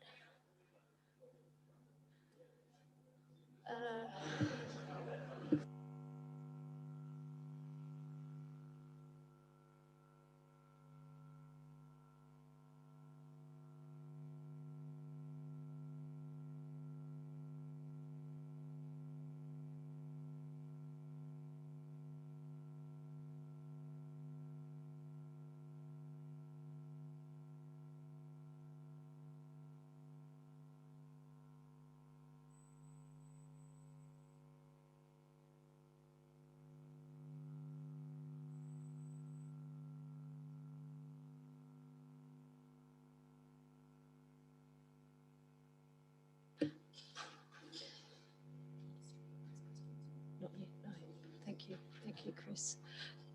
Councillor Hughes, I'll just allow Councillor Tooley to come back. He's thanks, Ian. Okay, Councillor Hughes. Yes, I'd like us to get 18.2 done tonight, the public lighting. I think that's important that we do that. It shouldn't take too long, but it's very important because it is time sensitive that we cover that item. Okay, so just so everybody in the gallery knows that we've got a motion to move 18.2 forward and discuss that, which in fact is a confidential item. We would, if that gets up, we would discuss that in confidence. If that gets up, we would ask you to leave, and then we would come back and go back to the rest of our agenda. It is an important matter. Public, I think, CEO, is that correct? That we need to move on that? If you can. Yes, as Councillor Hughes has mentioned, it is time sensitive. It relates to a funding grant of some $500,000, so it is particularly significant. So yes, that would be appreciated. So you're moving that way, that we move that forward, 18.2, yes, seconded by Deputy Mayor. Any discussion? If not, I'll put that motion that we move it forward. All those in favour, please raise your hands. All those against? It is carried. So we will now move to 18.2 and we'll decide whether we go into confidence to discuss the matter. If I can find it.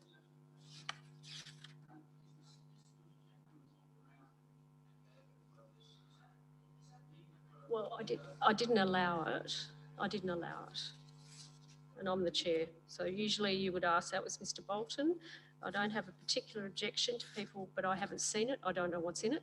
So I haven't approved that, no.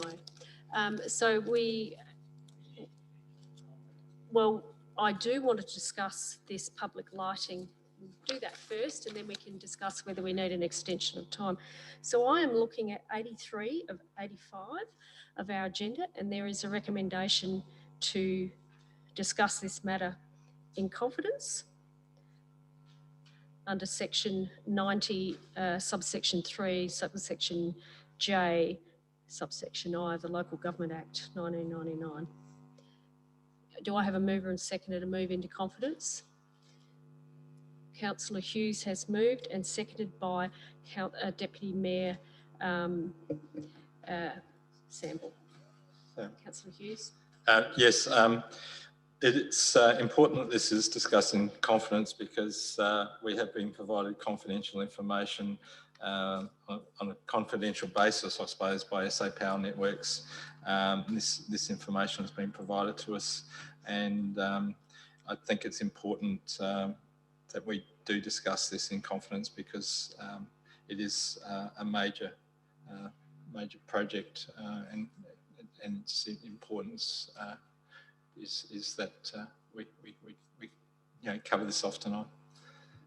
Any other discussion? If not, I'll put that motion. All those in favour, please raise your hands. All those against, it is carried. So we are now in confidence. If I ask people who don't need to be in the room, who are not authorised to be in the room, if you could wait outside, and we hopefully won't be too long, and we'll ask you to come back in. Thank you.